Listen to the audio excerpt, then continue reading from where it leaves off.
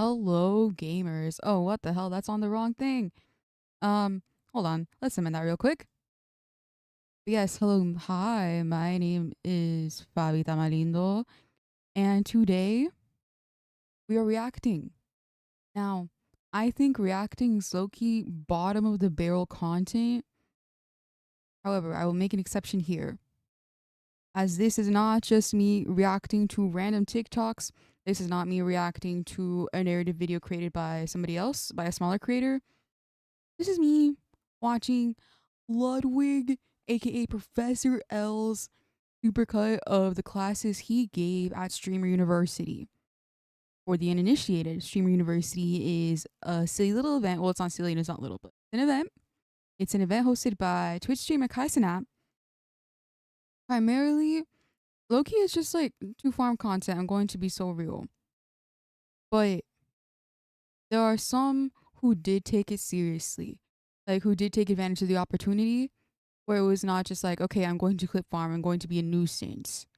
Like, okay, I'm gonna go and try to fish for clips that people will look at and be like, damn, that's annoying. And then that's their sole impression of me because I will never pop up in their recommended ever again.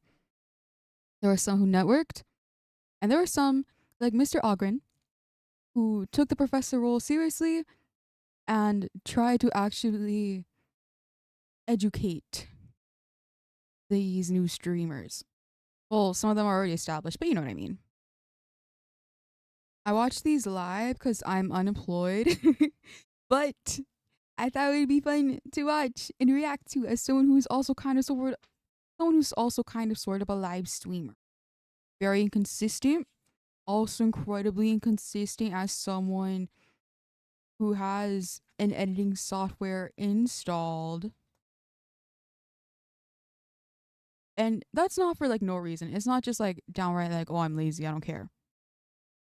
I stream whenever my mom is out of the house at dialysis because I am low-key her primary caretaker. And also, I am chronically ill. I cannot sit for that long because my rib joints and spine like to conspire against me. But the average person who clicks on my stream, they're not going to know that. And even if they knew that, that's not going to guarantee that they're going to hear that and be like, damn, that's understandable. Some people might be cruel about it. So I figured it would be best if I learned how to be a better content creator with the limitations I already have. So without further ado, I'll be taking notes, and I'll probably post those notes later so y'all can see them. But without further ado, let's listen to Mr. Ogren. Wait, actually, let me see if if the audio is all right here. Hold on, pause. It's not even popping up on my freaking audio. That's so cool. Capture audio, please. Wait, hold on. This is we're trying it out. We're testing the audio. most sought after job for Gen Z is to become a YouTuber or streamer. Okay, and we're although the waiting. world would be a better place if out. more people wanted to become electricians, nurses, or teachers, I know a little bit about what it takes to become a streamer. See, I've been one for the last 10 years. And in that time, I became Streamer of the Year, Content Creator of the Year, and had the most subs anyone has ever had. I've also fallen off in that time. But 31 years old now, I know exactly what you need to do if you want to become as successful or even more successful than I've ever been. In this video, I got a few tricks for you. Tips, I am just going to lower it a little bit though. There's a chance you'll succeed. I can't guarantee it because it comes down to your ability to connect with others. Also, just but I was the professor of the year at Streamer U and taught 4 different classes that I've condensed into one video. It's my master you get class. captions. It's basically all the knowledge that I've accumulated. I hope you enjoy it. If you do, subscribe, and maybe I'll think about making. You should also subscribe to me. I think it'd be kind of awesome and epic. Do you hear my voice clap once? Do you hear my voice clap twice? Yo, welcome to my course today. It's called How to Get Lucky. I'm involved. I realize this has a bit of a sexual innuendo. It is not sexual. It's not. But I truly believe to be a successful streamer, you need to get lucky. I watched some of his other videos where he discussed this matter. A moment they can refer to where they so I know he does inherently believe that like luck is a very big factor. So this is not new to me. Being prepared for when that luck strikes. All right. So here it is. This is my first question I had for y'all. Did anyone have a thought on it? Please. I don't think it's like a grand factor of becoming successful, but I do think in order to be successful, you have to have that mindset of like, oh, I want to be successful, and that's the drive. As long as you have your eyes on the goal, your drive is unstoppable. Marlon? Well, I do think that's the first step to be successful. You know what I'm saying? But then on top I do of think that, you do need luck. That's my opinion. discipline, all this stuff. If you don't have that, Because like, you know that saying like, on the head. I don't think we gotta go more because it is absolutely hold on. true. I do think luck is like such an important factor because like, you know that one saying that's like, if a tree fell in the forest but nobody heard it, did it even make a sound? Something like that. That might be a Dear Evan Hansen lyric. I don't even fuck with Dear Evan Hansen like that. But you could be the hardest worker in your company. You could be the funniest individual on your platform. But what does that matter if you have not had the luck of somebody like stumbling upon your stream and being like, wow, this is awesome? Because he also mentions a statistic like later on where like if you have, I don't remember how many viewers, but it was like not like a crazy amount. I think it was like double digits.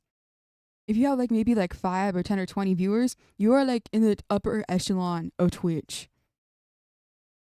So like, okay, you can have like a kind of sort of small amount of viewers because that's creme de la creme. But the average person who has like 5 viewers per stream, I do not think they are making millions and millions off of this shit. But like, yes, hard work is cool and awesome, but what does that mean when you have not hit, when nobody has stumbled upon your shit in the first place, you know? That belief alone is not enough. All right, what you need is belief, but you also need all those other factors. The most important thing I want you to take away from this class is that you need to be delusional. I love being Delulu. I always say that. Delusional. Are already amazing at this. All right, you are all delusional enough to have applied to Streamer U and thought that you would get picked to get in. You are all Not me, but that's okay. hitting the go live button. Not even like, oh, I applied but didn't get in. I just did not apply. Be watching me, not other people. So you're a little delusional in that sense. It is a perfect thing if you're going to be a successful streamer. You have to be delusional. It's not I'm just going to constantly be readjusting this, I think. That is a skill that you either have intrinsically, maybe confidence you grew up with. So congratulations, you all have that. And I have some more congratulations for you. I got some good news for you all today. Wow. And all right, the class is called How to Get Lucky. A little background for y'all on who I am. I am for y'all to see the slide. Professor L. All right. If you don't know me, Streamer of the Year. Oh. What was that? that was Bonnie right there. So uncalled for. See, I wouldn't do that. I would be the best student imaginable. I would be so kind and respectful. So you're out. Professor L, Streamer of the Year 2021. Bonnie, do you have one? Oh, shit. See, I don't have one, so I wouldn't say anything. Oh, shit. Okay, that's what I thought. I do appreciate that she said not yet. She's already partaking in delusion. Engaged to a bad bitch. So true. Cutie Cinderella, my beloved. There we go. I got great news for you all. These are important facts. Keep in mind. 92% of streamers do not go live a second time. Actually, I kind of want to turn on my captions. Wait, no, I'll leave it on. 92% of people will go live once, and they will never go live again. To be in the top 1%. See, that was me for a hot To be minute. in the top 1%. That was me for a hot minute. I did start off originally on Twitch in 2024. I streamed maybe 6 times. It was not that often. This could have been me.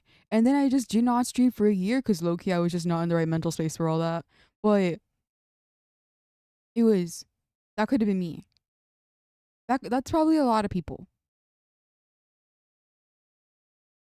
1%, all you need is 20 viewers. And see, this is the statistics I was mentioning earlier. That is the top 1% on Twitch for streaming. All right? You are already in the top 1%. And of the 1 million students who have applied, you guys made it in. Round of applause for yourselves. It was like 120 students who made it in, right? I wonder what the exact percentage on that is. Show hands. Who's in the top 1% on Twitch? All of us. Okay. All right. That's pretty good. So we're doing well. All right, everyone, do me a favor. Check under your chairs. Check under your chairs, everyone. I wish I could check under my chair to see if I received a prize. I mean, I could, but there's not going to be a prize. Who got a star? Me! All right. Do me a favor. What color star you got? Okay. Silver, white. Does anyone have a gold star? Anyone have a gold star? I wish I could get a gold star. I'd kill for a gold star. That was Malik, I think, yes. Okay. Hold up. Let me explain what the stars mean, everyone. Let me explain what the stars mean. What was your name again, please? I had to grab a different pen because the one I picked out is dried out. Live right now? Guess what you win for the gold star? Do I get to your game? I will be rating you today. Wow. Good for her. Actually, funnily enough, I did see like someone made a video of like, here are the people Ludwig rated in the past. Where are they now? And low-key, they weren't doing that good. But I don't think that's like a moral indictment on Ludwig's part. I don't think that is a failure on Ludwig's part. I do not think he is inherently responsible for how the viewers reacted. Like maybe partially some of it is on the streamer for not like fully capitalizing on that rate, but also it's hard to capitalize on something that just like randomly comes. Like I do not think the average streamer is like, okay, I'm gonna go live. I hope somebody rates me today with thousands of viewers. Like how do you prepare for that also? But ultimately, there's only so much you can do to control the viewer or like whether or not the viewers stick around. This is not to say you cannot do anything whatsoever to contribute to audience retention, but I think that video was like trying to make it like, oh, this is on Ludwig. And like, no, that's just incorrect. I did follow Malik on Twitch after this raid, and I liked what I saw, so I'm hopeful for her. I hope things work out for her. I'm rooting for this girl.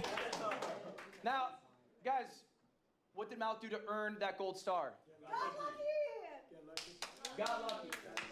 Okay? She got lucky. You got a white star. I got a white star.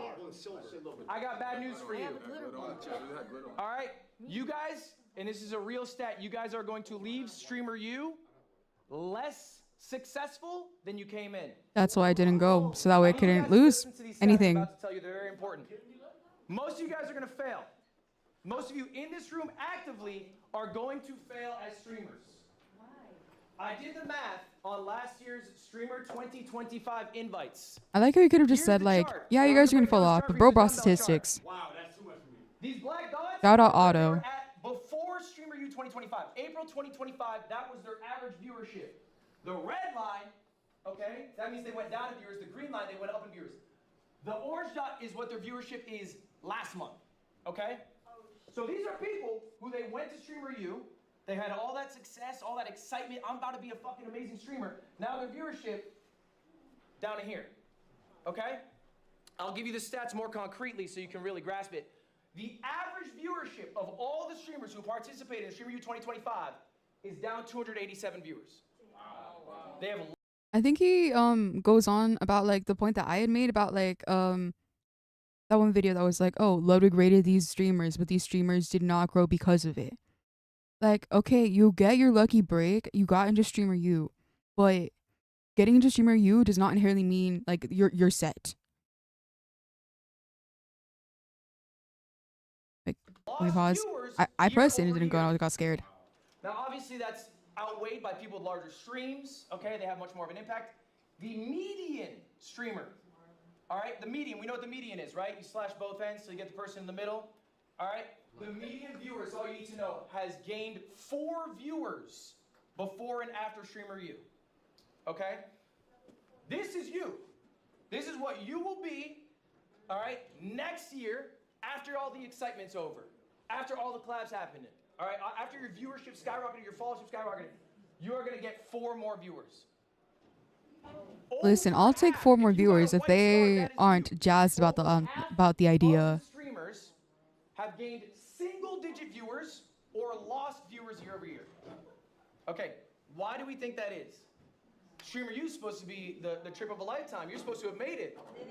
You're in the big leagues. Marlon, why not? Well, I do think when you come here, everybody's going to spike. Big streamers, small streamers. When you leave, you got to make sure you entertain them on your own as well and try to capitalize on it. You make it big, like you got your big break, but like, have you retained? Have you capitalized? When shit's going good, when the viewer number's up, it's really easy to spark stream, all right? It's really easy to post clips with Streamer U in it, and they do amazing, okay? You know what sucks? Is doing it when you don't have a great game plan, when you have nothing going on. True. Right? So motivation is great, but We should discipline ourselves in small things and from those progressive things of greater value. This is Marcus Aurelius. Not to sound ungrateful, but like low-key, okay. Sometimes I like to complain. And sometimes I point out objective things. My view count, when I go live, not crazy. And I'm going to be a little bit real. Sometimes it's a little bit rough to continue onward. However, this is also very real and true. The quote that he brought up. Because, like, if I am unwilling to stream when the view count is low, when am I going to reach a higher view count? Like, I cannot just do nothing and wait around for things to improve. I gotta do something on my own. So this hit. Okay, he was the leader of Rome, the largest empire in the world. He wrote himself a journal called Meditations. It was his private thoughts. It was never published. They published it after he died. He's the most powerful man on earth. He's writing this, okay? He has everything in front of him. He is writing this. So what does it mean to be disciplined versus motivated? Okay, we all know motivation's fickle. Discipline's forever. How do we get some discipline? This is an activity. I want you guys to all be doing this right now. This was your homework. If you did it, good. If you didn't, do it now. I know he chewed out people who didn't do this. We're writing down our goals. These are goals that you want to achieve before the end of the year. They're 2026 goals. Okay, I'm also actively taking notes. I will write these down. Goals for the year.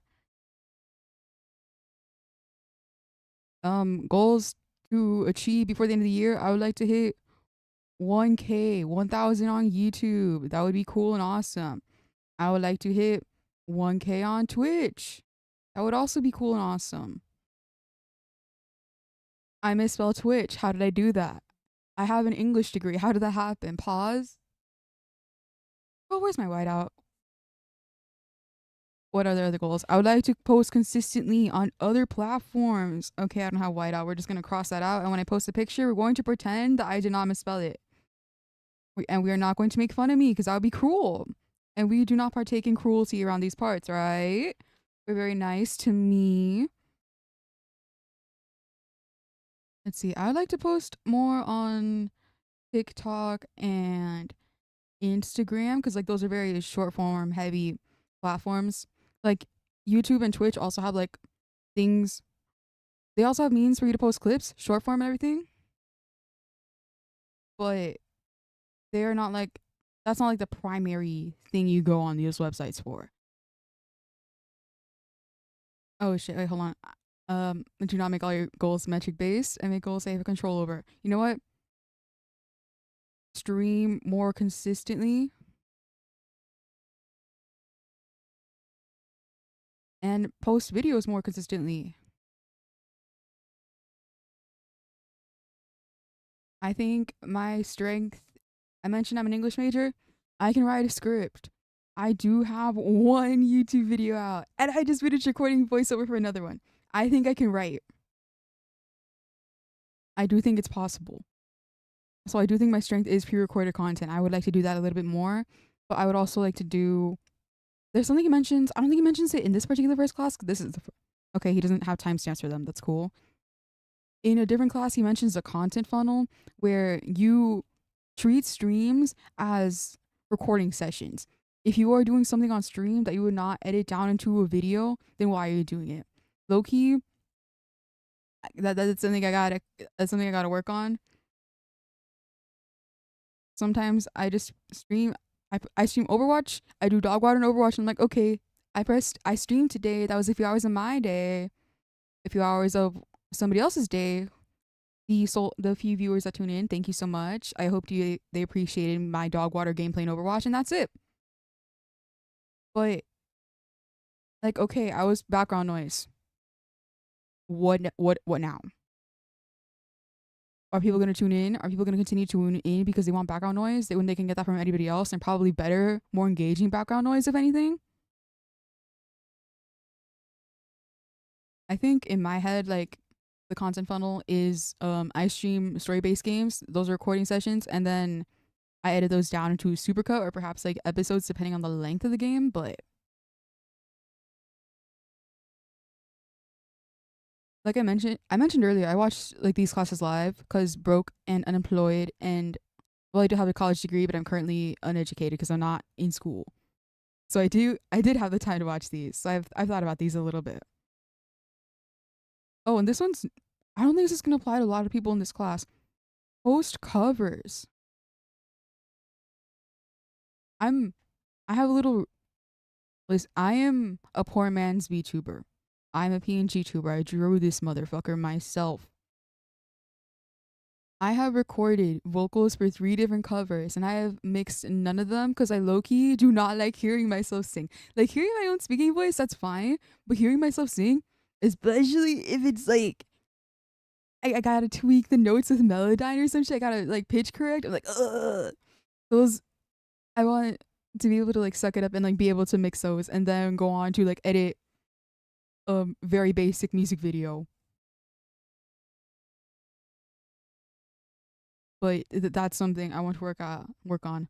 I would also like to go full time on this shit and get a live 2D model. I love my little guy. I love the little guy that I drew. But I do think it would be a little bit easier to work on other things.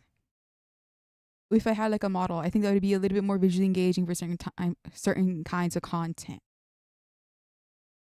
And those are my goals. I kind of cheated because these guys had to like write it and have them ready. These don't have to be streamer related. All right, they can be about your, like you have to have them ready by the time he called on you or like by the time he asked and I paused the video, but if you're writing down on your phone, that's not my fault. It's not my fault that they had to do it then. Okay. Also, I'm writing these down physically. I do have pen and paper. With me. Actually, I fucked up. We forgot to bring it. I wrote this down in 2018. I literally have the piece of paper in my dorm room. Okay. It was 2,000 subs, 100K followers, 1 million uniques. Be punctual, be full time. I went 4 for 5. I'm not a punctual guy. I'll be honest about myself. All right, I went 4 for 5, but I do believe there is some value in materializing your goals by writing them out, putting them in the universe. Okay. And I want to see your goals. I'll reply to all of them. That's part of your homework today. But ultimately, motivation is. I think the replying was on the Streamer University app. Okay, is what will help you be a. But I do think it would be cool if I posted these and Ludwig was like, "Good job, you did it." Help you be accountable. Okay, make the goals achievable, but also something that you're shooting for. God, hearing the Twitch alert notification. All right, this is important. When I first went full-time streaming, I did what probably a lot of you maybe do right now. I went live.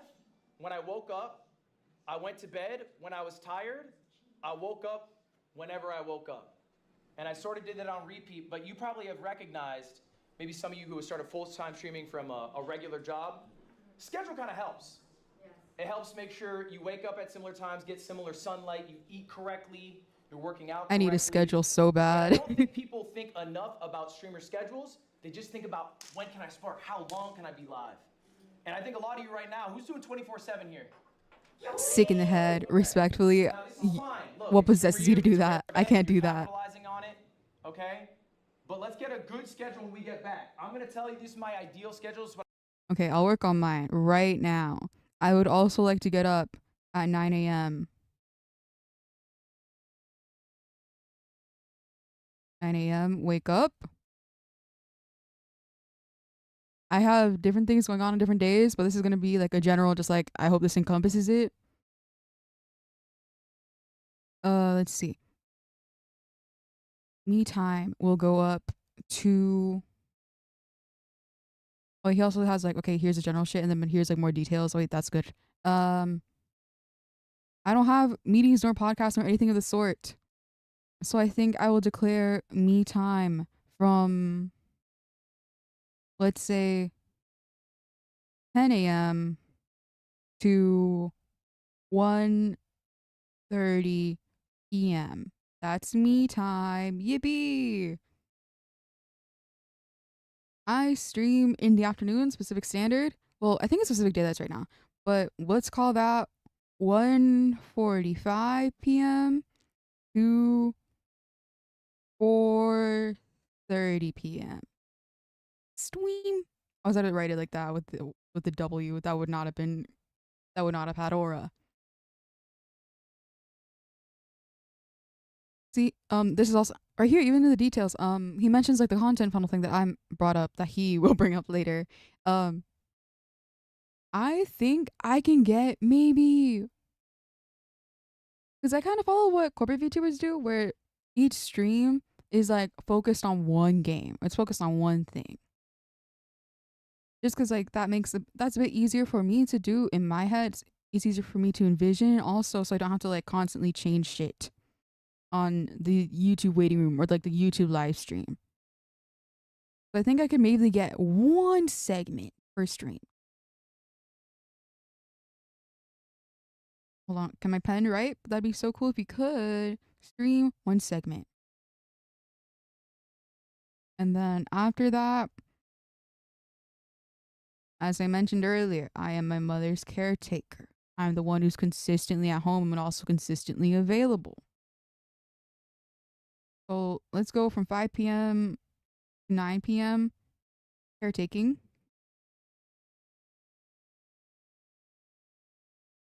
You know what? I could push it down to 8 p.m., I think. And then I could probably go from 8:30 p.m. to, let's go to 11:30 p.m. Maybe. I work on shit. Work on content. And then I eat, or like I would like to eat more consistently at midnight. For some of you that might sound insane, I want you all to know I fell asleep at 4 a.m. today. This would be a vast improvement.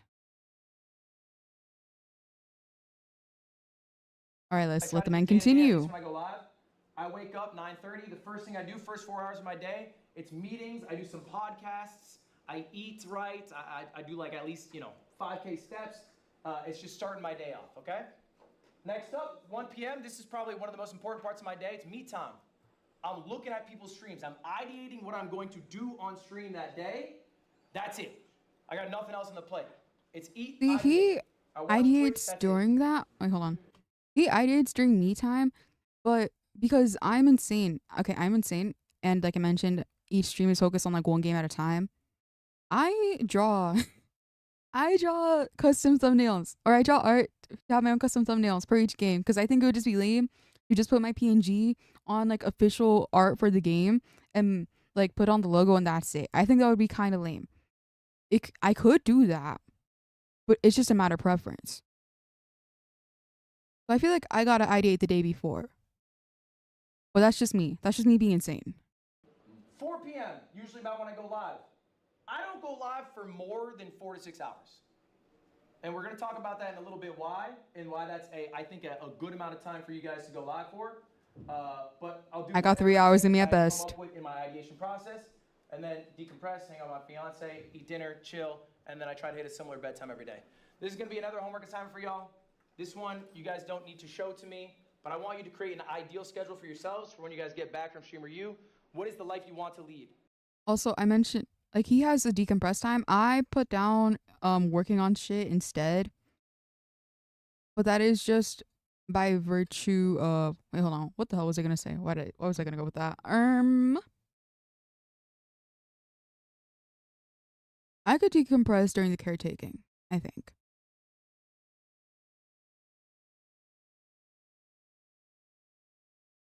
Also, low-key, bro, don't go outside. I don't go outside. I don't go outside. I don't go outside. I don't got the capital to go outside, so it's okay. But yeah, I was just like, I was like reading that and I was like, oh, should I have some time to decompress? I could squeeze in decompressing during the caretaking. Okay, write it down. Also, where the hell is my whiteout? I'm so serious. It's really easy if you just follow the script that you give yourself. Another important thing, take days off. I think a lot of you guys don't want to take days off. I think a lot of you guys feel this pull to keep going. You are human. You are fallible. Give yourself the best opportunity to succeed in 5 years. Also, I only stream 3 times a week. As it stands, that's how it's gonna stay. But my days off, quote unquote, would be Tuesdays, Fridays, and then the weekend, Saturday and Sunday. I think I could probably squeeze in like time to work on content then. But I think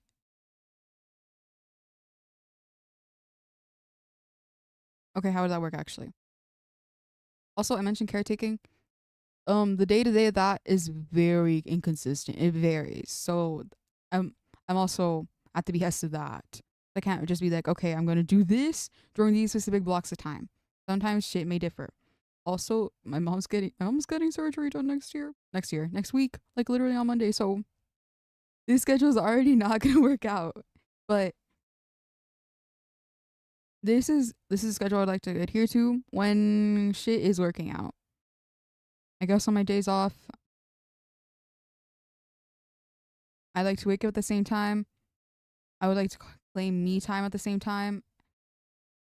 Streaming time becomes working on content. And then I guess I could properly decompress on the time period that I said I would work on content before eeping. Before eep. Sure, let's speak it out. 5 years, they overestimate what they can do in 1 year, okay?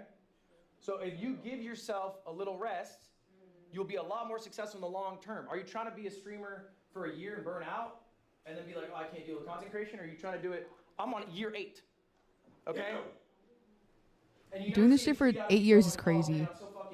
I cannot imagine that. I go to Dodgers games, I hang out with my fiance, I do whatever. But I think time off is important. That shit actually matters. It will help you in the long run. It will also help you be a more well-rounded individual. People who stream every day, they become rotted individuals. All right? I think experiencing life makes you a better streamer, makes you a more well-rounded person. This also matters. Do we have a question on that? Did you start taking days off once you made it big, or when you were still forming? All right, guys, hold up. That's a good question.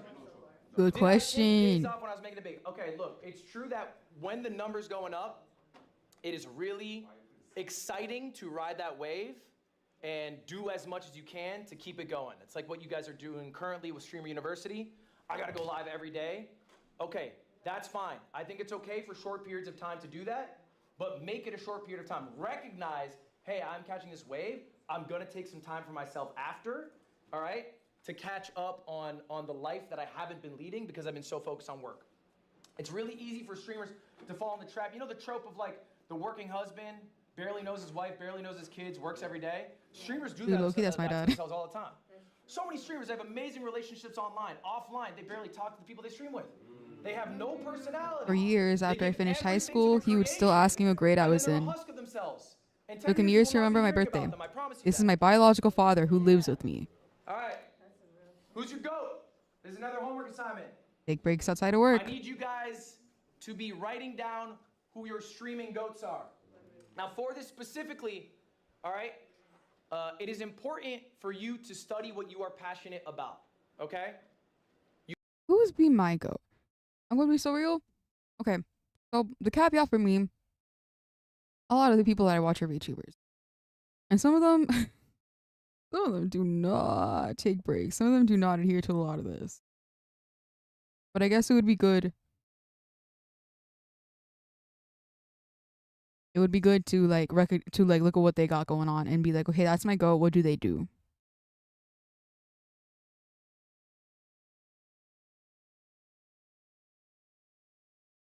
Okay, so my GOATs. Rims and Ruse of Hollow Stars English. I think that white boy's funny as hell. I think he's hardworking as hell. I like what he does with his lore. I like that he challenges himself. I like that he, before joining Hollow Stars, he was like, yeah, I'm not an idol. But then he got accepted. He got scouted, actually. And he was like, you know what? I'll work on my apprehension towards being an idol, towards like singing and dancing, and I'll work on it. And then he did that shit. He did his 3D debut. He took part in the Everglow concert. That's my GOAT. And he has done like a lot of karaoke streams, and he has gotten better over time. Like it's very cool to hear as a fan to be like, oh my gosh, his hard work is paying off. That's so awesome.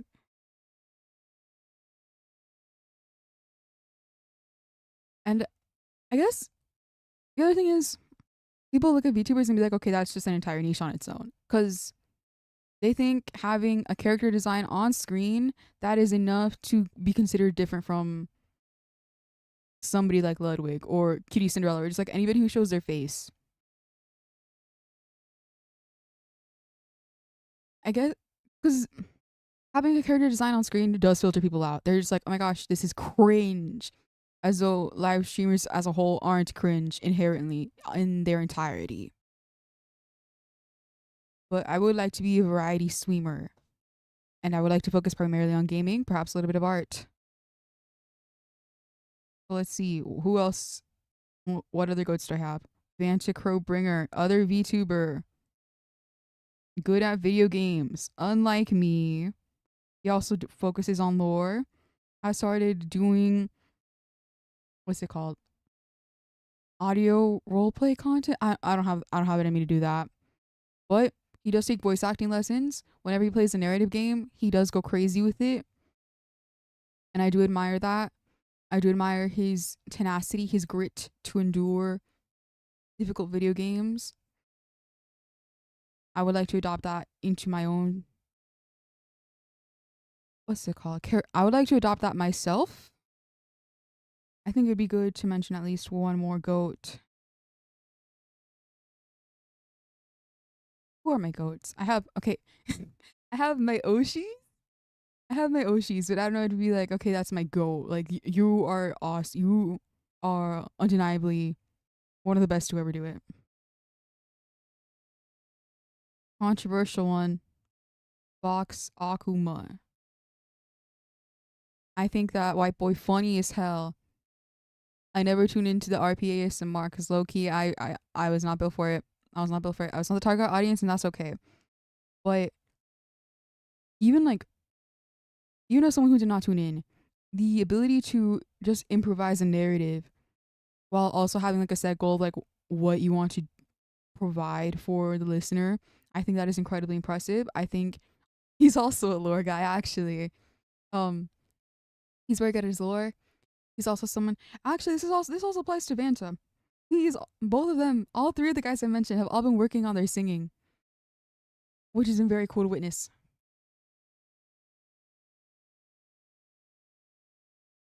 I think all three of these guys are just like incredibly creative. And I'm like, hell yeah, that's something I want to do. I'll write down Bonzoin Haka, unironically one of the best singers in this entire industry, argue with the wall.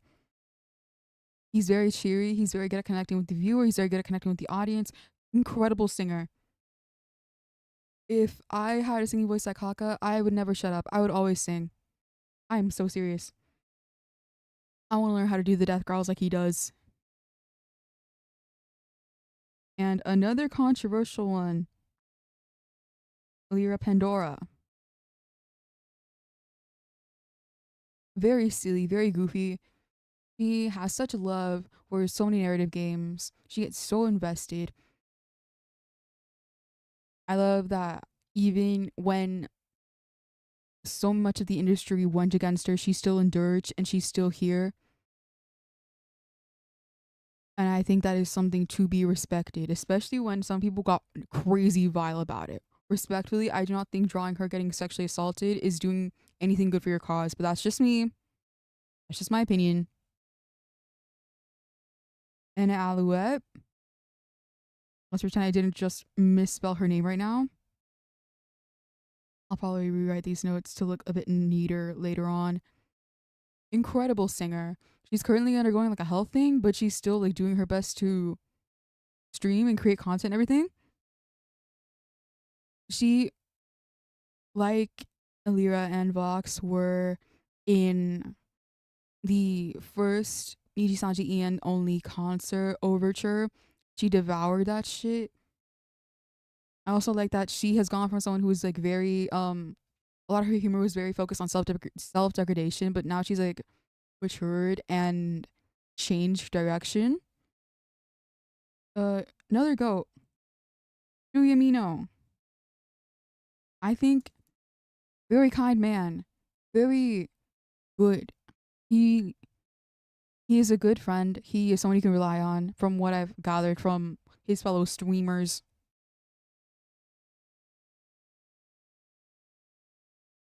And something that stood out to me was he was in their latest concert. Shit, what was it called? It wasn't Overture. They call it something different every year. Concerto, I think. And during his ending words, and he focused on highlighting every single other performer who was up there with him. And I think that says a lot about his character. He is someone you can rely on. He is someone that people think highly of. And he's also very silly and goofy. People like to say, like, oh, he's the say-so when he's a restrained one. No, he is not. He has it in him to be just as silly as his gen mates, and he will often enable them. And it is awesome. Also, incredible singer. I heard the high note he hit in Infinity. Hearing it made my throat hurt. And yeah, these are my goats. I think even beyond the like, oh, character design on screen thing, I think they all have they're all very creative. They all continue onward. They press onward when things get rough. And there are people that their peers think highly of. They're people that people can rely on. And I would like to be that for other people as well. I think I spent a lot of time talking about my goats, but let's unpause the video now. You cannot be a streamer if you do not watch streams. It just doesn't work. Also, Keys and I, where would we be without her? About the medium, maybe you just like the idea of being big and successful, maybe you like the idea of being rich. You'll just never be successful if those are your reasons. You have to truly love streaming to be a big streamer, all right? So what does it mean when I say who's your GOAT? I need you to find streamers in the niche you are in, okay? If you are doing sports, don't put down, Jeffree Star as your GOAT or whatever. Try to make it somebody who is in the same sphere as you. I think I did a good job of that. So for example, look, everyone knows Anthony Edwards? All right, Anthony Edwards often says he's inspired by KD. KD, talk to him in an interview, he says he's inspired by Kobe. Kobe obviously inspired by Michael Jordan. Most of you probably don't know who David Thompson is. Okay, that's the domino piece that started it all. He inspired Michael Jordan to be the player he is. We stand on the shoulders. I still need to rewrite these notes after the fact. Study your GOATs. I'm gonna give you a few examples of people who I like right now. And so when I ask you to write down, I like how he has like write down 3 people. Joe Bart. He's very good at like content funnel, the thing that he's talking about. RDC, they're authentic, and they're an authentic friend group, and they do good content. KDB, she's funny. She makes me laugh, but I respect it. People, and why? What about their content do you find so alluring? So I'm going to give you examples so you can do this easier. Joe Bart, king of the content funnel. We'll talk about the content funnel a bit later. Okay? RDC, they're probably kings of authenticity in streaming. And I think authenticity is what audiences really enjoy, right? Especially because there's such like a Mr. Beastification, of like big grand events or whatever. People like authenticity, a friend group who are actual real life friends. You can't get much better than that. And then KDB, she's funnier than I'll ever be. So the GOAT. Honestly, I also a better basketball player. Pick up a thing or two. So anyway, that's an example of a few. If I recall correctly. I need you guys for your homework. All right, this is it. All right, there's 3 things. I'm only checking for 2. First one, I need your goals. Okay, I've done all this. I've already done my homework. I'm good to go. Could you tell that I was a little bit of a teacher's pet in the past? And then finally, write down your 3 GOATs and why they are your GOATs, what you admire about them. And I want to just actually take a few right now. Does anyone have some goals they'd like to share with the class? Bonnie, please. What's a goal? Like lose my imposter syndrome, because I do struggle with that a little bit. Lose your imposter syndrome. That's a good one. I think, Bonnie, a good way to phrase goals are things you can make actions on, right? So lose the imposter syndrome is hard because it's a little open-ended. So maybe write down things you appreciate about yourself every day. I think all of mine are actionable. In ways that you can make tangible actions towards, as opposed to hurting yourself in your own goal. In your own goal, you've labeled that you have imposter syndrome. But if we were to make our goal, hey, I'm going to say things I appreciate about myself in the world and the friends that I have in my life, then that works towards sometimes your goal. Is that my video or is that just is that my internet or is the bit rate? Who here has a GOAT in mind? Someone they really like, someone they think's great, that inspires them? What you got? Extra Emily. Extra Emily, and why? I like her. Driving? No, I'm just playing. God. God. I like Extra Emily too.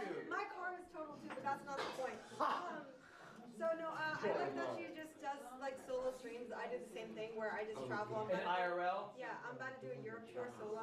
Just me and my camera. And the confidence she has walking in those places? Yeah. I think that's great.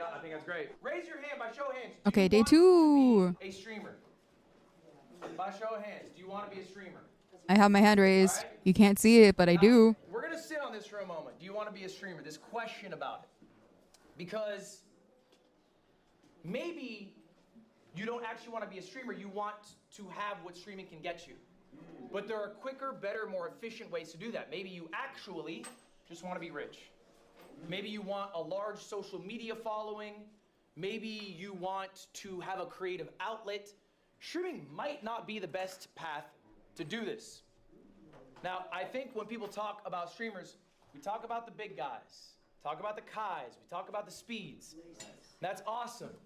That is a very small number of all streamers. Incredibly small. That is realistically not going to be you. Ooh. I have 3 examples for us today. I have a top 100 streamer in the world, I have a top 1,000 streamer in the world, and I have a top 10,000 streamer in the world. Alright, why do I want to be a streamer? I would like a creative outlet. He mentions this early, like later on, like, oh, maybe some people want a creative outlet, but that doesn't necessarily mean streaming is the best way for that. So I would like a creative outlet. I am kind of limited.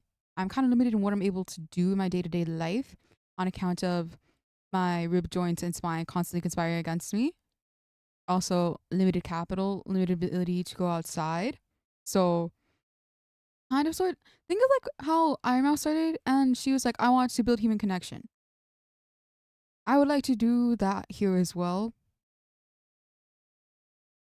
I would like it if this could become a means of income, but I understand that that's probably not, it's going to be a long time before it can be like, okay, we can do this full time.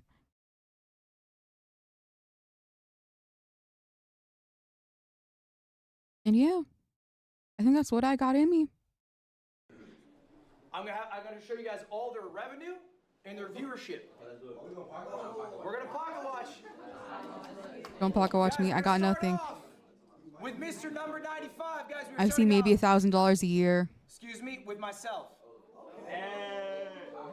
I'm gonna show you how much money I make. I'm the 95. Stop lying on these people. Stop lying to these people. Actually, okay, Red Bull athlete. Brother, brother, you are currently playing Valorant. Como que athlete? Come on. 5th biggest streamer on Twitch. I also stream on YouTube. It doesn't include that, but I'm like maybe top 100, somewhere in there, right? These are my metrics. If they line up with yours, okay, then your revenue will probably be similar to mine. I don't stream nearly as much as some other guys. I have 9,500 subs. All right. For me specifically, okay, we're gonna go through some expenses that I have. Here's my expenses. This is just the month of June. Everything here. Just to get ahead of my own expenses, I spend nothing. Everything you see, free. I think at most I spend like $30 a month on video games. I check to see if I got anything from an itch.io charity bundle. That's how I got Celeste. That's how I got Bob Is You. It's how I gotten some visual novels. I'll see if I can get anything good for free on itch.io or Steam. I see if there's like a really good sale going on, and that's it. Although I do plan to also spend another $20 to get an iPad or like an iOS screen capturing app, because I would like to stream art. But that's it. Everything you see besides the video games were free to use or things that I made. Here's for the month of June. Payroll, $225,000. That is for the 15 employees that I have. Next, I don't have employees, travel, so I don't have to worry about that. I don't have to travel. I don't have to worry about that. I had to fly a bunch of streamers out. That's that travel expense. Next up, events. I don't partake in events, nor host any. Nice. Next, marketing. Again, similar for the event. It's another $10,000. Final total for the month of June is just the expenses, what I spent, $359,000. Wow. This was just for the month of June, yes. All right, now's the fun part, guys. Now's the fun part. How much do you get to make? How much do you get to make, y'all? All right, this was the event that I did, by the way. That's why some of the costs were higher. The payroll's normal. I did an event called MCSR Ranked. I should watch the supercut of this. Anyway, I still need to tune into this. I made. How did I pay for all of that? Well, good news for me. Merch sales. I got $7,800. Wow. Not bad. YouTube.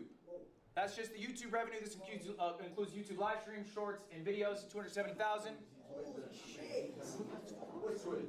Twitch gonna be smaller for me, guys. I do not make as much on Twitch. 57,000. I only run about 6 minutes of ads an hour. I have 9,500 subs. That's about what you make for that. The biggest bulk of my money, though, I made a pivot in my life. I decided I wanted to stop being viewer funded. All right, I did a subathon, had the most subs any streamer did. I had like an average of 20, 30,000 subscribers. I ran a higher density of ads. And then I said, you know what? I don't feel good as a multimillionaire getting these people to pay me money. I didn't like getting 100 gifts. It made me feel weird. Especially right now, because the economy is so fucked. Like, I know he came to his decision before the current happenings, but I think we are at a point where a lot of streamers, big or small, can recognize, like making my earnings off of the viewer and like asking them to give me money is not, it's a very big ask right now. So it's very smart of him to like pivot. It's very good that he pivoted before we got to the point we are in now, at least in the United States. But yeah. Because like it's like ad revenue is one thing. That comes from anybody. But like that comes from people watching, that does not come from people's pockets. But like asking people like, hey, give me money, you think I'm funny? Give me $5 a month. Give me $20 per stream. Because you like to joke or you want me to read something that you sent. So like ideally should I get to a point where I like make money off of this? Because trust me, right now I'm not making anything. I don't even think I count for monetization on YouTube. I am not at a point where my YouTube channel can be monetized yet, nor have I even hit affiliate on Twitch yet. But I would like to at some point be making money from the same sources of income that he does, that he has mentioned, and that he will mention right now, because his next number is crazy. I'm gonna start pivoting to get most of my bread from sponsors. That's the biggest cut of this. Okay, I'm a Red Bull athlete. I have an AT&T sponsorship, and I also have an Alienware partnership. These are long-term partnerships. All right, and I do one-off deals as well, as you guys do. This number's 800,000. Okay? Give me $800,000 and I will unfollow Hassan Piker just as you did, and I will pretend that man does not even exist. You can never pay me to not acknowledge Mr. Zohran Mamdani, though. That is my mayor, despite the fact that I am on like the literal opposite part of the continent, the country. Oh my god, why did I phrased that so bad? Okay, hold on. Let's reset that.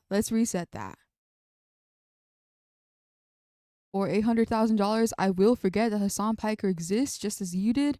However, there is no amount of money you could pay me to pretend that Zohran Mamdani is not the GOAT. He may be based in New York and I may be based in like the literal exact opposite side of the country, but that is still my mayor. If we do not care about the Constitution at this point, I think we should let the fact that he is not a US born citizen slide, because I would like to take part in the subplots that New York has been having while the rest of us are dealing with the eat shit and die administration. They did something, I don't even remember the exact thing. They passed legislation or whatever for better ice cream. What? I need that. I need that so bad. Please, please give me President Mamdani. I'm not. If you give this to me, or else I will permanently change the trajectory of your life. So the total you can break to 1.1 mil. Okay? Now, that's crazy. That's a disgusting number. This is the top 100. Why am I showing you this? It is not just a flex, although I am flexing. It is because this is what you get to see. This is what people love to show you. They love to show you the top 100. But you guys aren't top 100. Not all of you, at least. Some of you in this room are. Maybe you want to be. Maybe you'll get there. What does Miss Top 1000 look like? I'm keeping this person anonymous. These stats are real, though. This person is a gamer. They average 1,200 viewers. All right? They stream 130 hours. Their sub count is 1,600. And if you go to Twitch Tracker, you guys can all do this later, by the way. TwitchTracker.com. I am not checking mine. I'm scared. They will tell you. I don't want to look at the numbers. If your number is lower, they might tell you what percentile you are in. Okay, top 0.5%, top 0.4%, whatever. Anyway. I would like to bet top 50% for me. Top 1,000. They're not exactly 1,000, but they're close to it. Right. This is all of their viewership. All right. How much do they make? How much does a top 1,000 streamer get? Sponsorships, $0. I asked them why. They said they think their agency's ass. Oh. They haven't had a deal. Oh. Okay. It's a much different number. YouTube. I know. It wasn't this particular side, but I did see Giga post about the next side, or like, oh, you should not be making this little from sponsors. And she's setting up something called SponsorBot or something. I don't know if I am at the size in which sponsors will be like, oh my gosh, hey. But it is something I will keep an eye on. 150. Only 150. They're not posting really long form videos. They're mostly doing shorts. There's not a lot of revenue coming from the YouTube. They're more of a streamer than a creator with multiple verticals. All right? Twitch, 10,000. Dude, that's crazy. That's a lot of money. That's comparable to what I'm making. I'm making 10,000 as well. All right? And if we go back to the hours a week, that was your question. They stream 130 hours. 130 hours. A week or month? For the month, this is all the month of June. So in total, this top 1,000 streamer made $10,250. That's a good amount of money, right? That's crazy. You make 100K. That's like, what is it? 120 per year. 120K per year. Like, God, dude. Obviously, making money off of like content creation will never be consistent, but to even like reach a point where like this kind of number is like possible. God. A year being a streamer, that's not bad. All right, well, let's go one further. Let's go to top 10,000, Mr. 10,000. This streamer is a variety streamer. This is the dream right now. They average 150 viewers. Maybe some of you in this room average a similar amount. They streamed 180 hours, the most of me or top 1,000. That's their sub count. That's how many years they've been doing it. All right, let's check the revenue for June. Sponsorship, 700. They actually made some effort to get a deal. That makes sense. They've been doing it 6 years. They have better relationships to get sponsors. YouTube, $0. They have no YouTube presence at all. Oh. That's not good, man. Twitch. At least have something. Grand total, $3,700. All right? Now, I need you to put this into perspective. That is a top 10,000 streamer in the world. Right. That is not a small streamer. That is a big streamer. How many streamers are there in the world? Anyone have a guess? Someone give me a guess. I think it was like 6 point something million when I watched this live. 5 million? It's not a bad guess, Jason. You're wrong. 6.2 million people. Everybody has OBS installed. And that guy is better than 6.24 million. Top 10,000. And how much is he making? 3,000. 3,000. They're making about 40K a year, right? Roughly 40K a year. And that's top 10,000 in the world. Okay? The numbers aren't wrong. People trick you. They say stream makes a lot of money. It does. Right. For me. But this whole streaming system is rich gets richer. The top makes a fuck ton. When a sponsor wants to do a deal, are they going to small streamers? No. They're trying to hit up iShow Speed, then they go, that's out of our budget. Then they go down the list. They go down the list until eventually they're stuck with me. All right? It's a hierarchy, a pyramid. Internalize this. I'm going to ask you one more time. Do you want to be a streamer? Are you happy with the lifestyle? Let's say for the rest of your life, you are a streamer who's the 10,000th biggest streamer in the world. That is a successful streamer. You're making 4K a month. All right? Are you happy with that? Fuck no. You're saying fuck no. Okay, but what if that's the reality? Is it only worth it if you're top 100? Or are you happy doing the act itself? Is what you are actually chasing being rich, being famous? Or do you enjoy streaming so much that regardless of the amount you make, you would love to do it for that amount of income? Is it enough that you are full-time, or do you want to hit these higher pursuits? And is streaming actually the path you should take to do that? That's what I'm asking you. Are you trying to be a streamer in 10 years who's making 5K a month? That's the question, and I don't know the answer. You gotta ask yourselves. I think, okay, I am very small. So I think at this point, I am comfortable with the idea. Like, I would love to be somebody making 5K a month. That is more than I'm making right now, you know? Even if that's like 10 years down the line. But even so, like right now, I am not seeing those numbers. And this is not like, wait, I wish my numbers were better. But even if I have like maybe one guy in chat and the one guy in chat is actually trying to convince me to hit them up so they can rig my PNG for live 2D and they're asking me to follow them on twitter.com, I think I'm still satisfied. I think I am satisfied with streaming. Would I be a little bit more satisfied if I was doing a little bit better? Probably. But how I'm doing right now, I think I'm okay with it. There's some people in here who are streaming for the first time at Streamer U. Maybe they're trying out.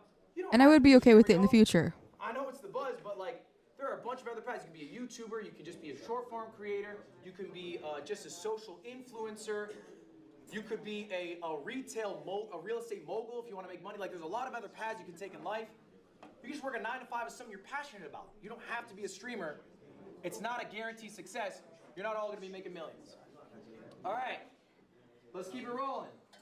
Does this sound like you? I want to see hands if at any point I'm talking about someone or about something you're dealing with. I struggle to handle juggling clips and YouTube and streams. Hands up if that sounds like you. Keep your hands up. Yes. Keep your hands up if you guys don't understand how YouTube works. All right? Yeah. Put your hand up. Keep your hand up if this sounds like you. My clips do really well. I think at best I just don't get YouTube, but that's because I am not putting in as much work into that. That is a fault that I can recognize. But I think this one applies to me the most, how to juggle clips, YouTube, and streams. I do think I have good moments when I go live, but I'm going to be so real. Sometimes I get lazy. Sometimes I don't want to bot scrub. Sometimes, like, editing a short is not that difficult, but I'm lazy. Have they considered I'm lazy? Can't somebody else just do it for me? Can you not just for the record, this is sarcasm. This is a joke. This is said with comedic intent. But like just like the way that I'm operating right now, like hopefully if I adhere to the schedule I wrote down in like from the class that he gave in day 1, perhaps I could do better with like making my own clips, editing my own YouTube videos, all while like trying to stream more consistently. I think I am hopeful that schedule would help. And I'm hopeful that he'll say something right now that like will also cover any gaps that the schedule does not fix. But I don't know how to convert to long form viewers. I should see more hands up because I looked. 9 of the people in this class, I looked at you guys. You're averaging around maybe 100 to 300 viewers. Your clips are banging. You guys have hundreds of thousands of followers on Instagram. You got millions of views. You got more views than me on your clips. But they're not converting.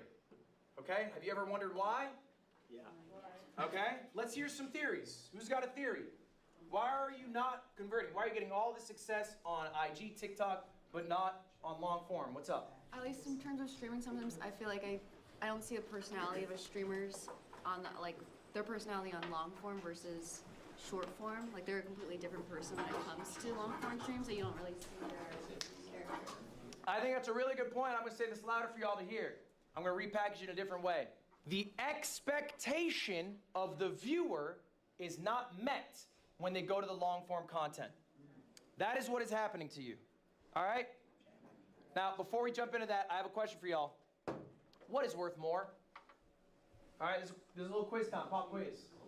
Is a TikTok follower worth more, a Twitch follower, or a YouTube follower? YouTube. All right, by show of hands, who thinks TikTok? I also do remember the answer for this one. By show of hands, who thinks Twitch? By show of hands, who thinks YouTube? Round of applause for Valkyrie, only one who got it right. It is Twitch. I think if you were to have 10,000 followers on TikTok, 10,000 followers on Twitch, and 10,000 followers on YouTube, you'd be making more money as the Twitch streamer, okay? And ultimately, the reason why is the viewer buy-in. A viewer is going to be much more engaged as a Twitch follower than a TikTok follower. If you think about a TikTok follower, that's pretty straightforward. If they watch every single TikTok you post, they probably see 30 minutes of your face in a month. Total. All right? A YouTube viewer, how much are they seeing your face in a month? It's gonna be more, but there's edited videos, how many videos you're uploading. Average Twitch viewership, they might spend 30 minutes in one Twitch stream. And you can easily pump out stream a day if you really want. You also have a better relationship with a live viewer than you do with a YouTube commenter. I think that also like goes a long way. Because like he mentioned, like, okay, not only do the amount of time that each different kind of follower will give your content varies, especially because like the platforms that they're on. But someone who only sees you like for a minute or two every now and then on TikTok is not going to fuck with you as much as someone who watches longer YouTube videos, who maybe watches like maybe like half an hour of content. And the YouTube viewer who watches you for like half an hour of content every now and then is not going to fuck with you as much as a Twitch viewer who catches you for like half an hour per stream. And then if you stream pretty often, that's a hell of a lot more than maybe like what? Like one or two YouTube videos not a month. Well, okay, that's okay what I'm doing, but one or two YouTube videos a week.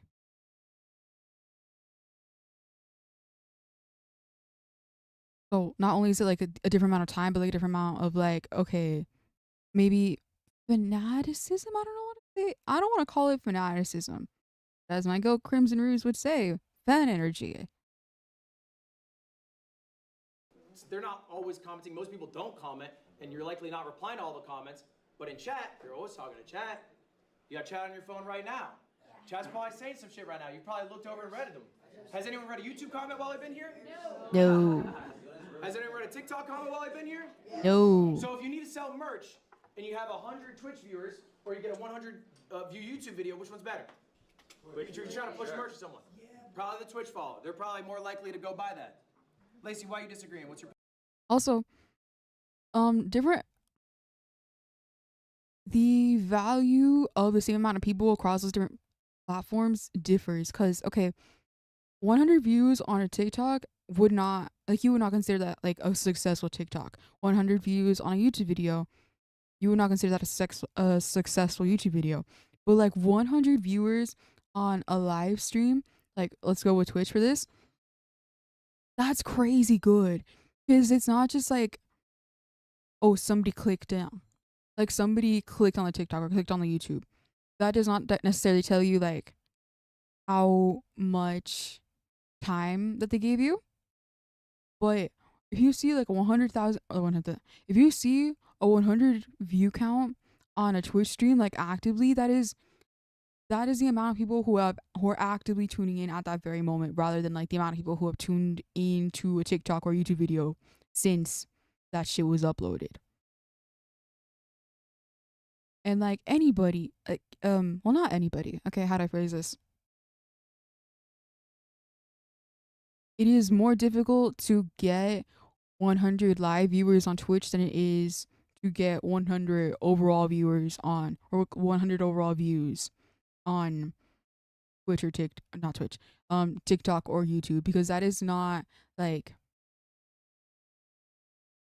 because the Twitch followers, the Twitch viewers, those are independent people who are actively tuning in, rather than like, oh, perhaps somebody rewatched the TikTok. Maybe somebody went back. Maybe somebody came across it again. Maybe somebody went back to YouTube video. Those numbers do not necessarily mean that those are like unique people partaking in what you posted. But on Twitch, that it's a hell of a lot more likely that it is. No, I'm not disagreeing. The followers, yes, but YouTube has a way better like system of getting recommended. So even if you have if you have 100 followers on Twitch, you're not gonna. There's no really chance to get. I think that's like a different topic. That is correct, but that is a different question. The question is pound for pound, which was worth more money. That's what I figured. Worth more money, correct. All right, guys, we're gonna tackle your problem today. My clips are great, but I can't get a lot of viewers. Here's the deal. You cannot always be the clip. Except for one guy. Hey. But this is real. What happens to you guys is you're really good at farming clips. I think at this point, a lot of you really understand intrinsically when a moment happens that, oh, that was the clip. I'm gonna tell my clipper, or maybe you are your own clipper, you run your own clip account. Tonight, I'm gonna post that. I fucking nailed it. All right? You guys feel pretty good about that at this point, I imagine. You probably know exactly, you might even be able to set up these moments. The issue is, you get that clip, how long is that in your 4-hour stream? A minute? Seconds sometimes? All right? So then what happens? That person sees you on IG, you had an awesome clip, they go to your stream, and what are you doing? Are you farming a clip at every moment? Exactly. No, you're a person. All right?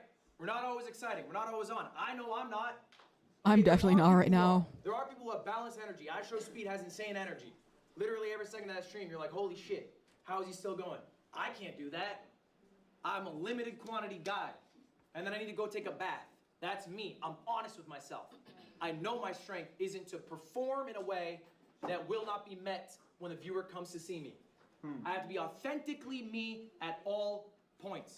You need to be authentically you at all points. The person they should see in the clip should be the person that they experience in the live stream. Okay, look, it's bothering me. It's bothering me that these are so big and they keep covering his face. How do I... Can I change that? Options. Font size. Let's make this 75.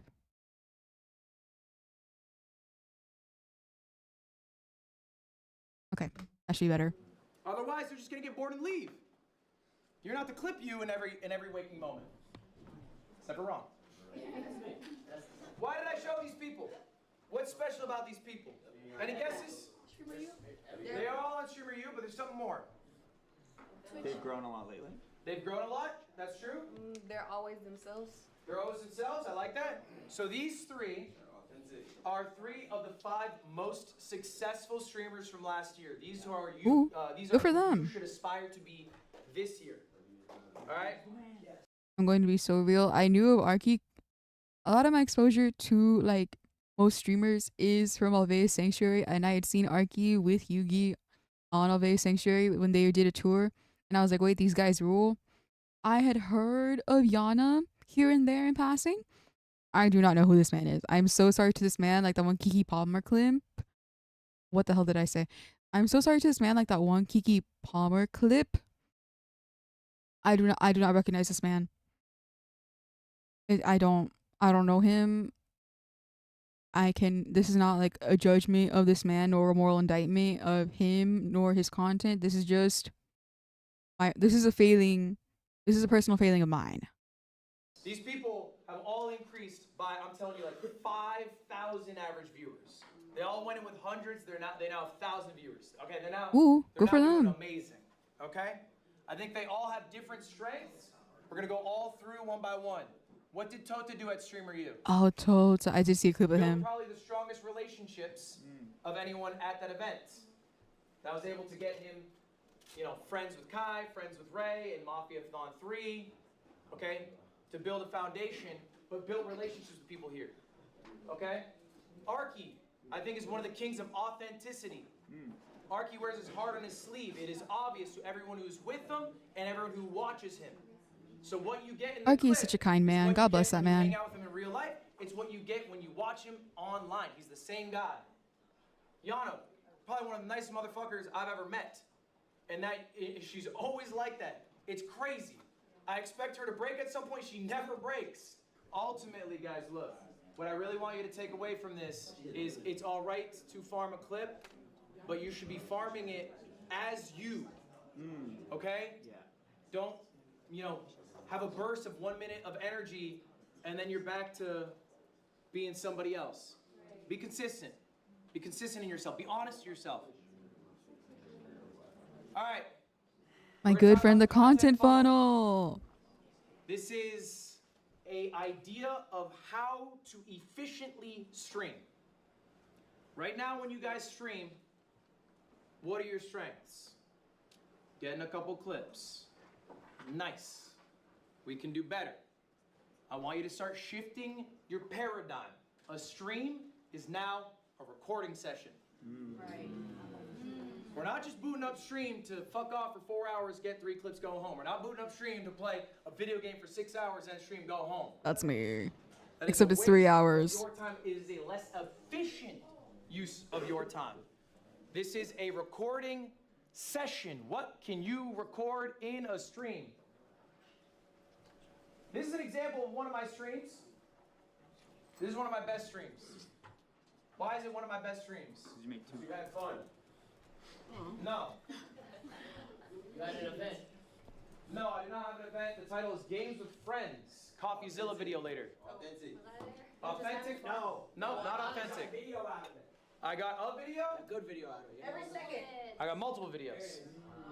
That's crazy. From this one stream, it's 6 hours. There's 3 separate VODs. Those are just cut-ups, not edited, of the segments. All right, I came prepared with segments. 3 different edited videos. God gave me. I think, okay, so I multi-stream, yes? But in my head, I multi-stream, so that way that, like, I already have my streams up on YouTube. Like, the VODs are just there. But that is also because I don't do segments in a stream. Like, the entire stream is just, like, focused on one thing. But not only does Ludwig have, like, he also multi-streams, and he has, like, his, like, raw, unedited VODs on his YouTube channel, but he also has, like, a separate channel to cut up the VODs for individual shit, for individual segments. Which is very different from how I just see, like, how I stream in general, as a whole. But maybe I dabble. Maybe I partake in this. I don't know how many segments I could get out of 2 hours. Maybe like 2 out of 2 hours. Out of like 3 hours at a time. But I don't know. Maybe I get a VOD channel. Just to cut it up like this. Maybe I do multiple segments per stream. The edited videos, though, that's not going to be the same. Respectfully, listen, he's got an editing team. I do not. So, like, if I do partake in, like, I have witnessed a content funnel. I have watched this man for, I shouldn't say it like that.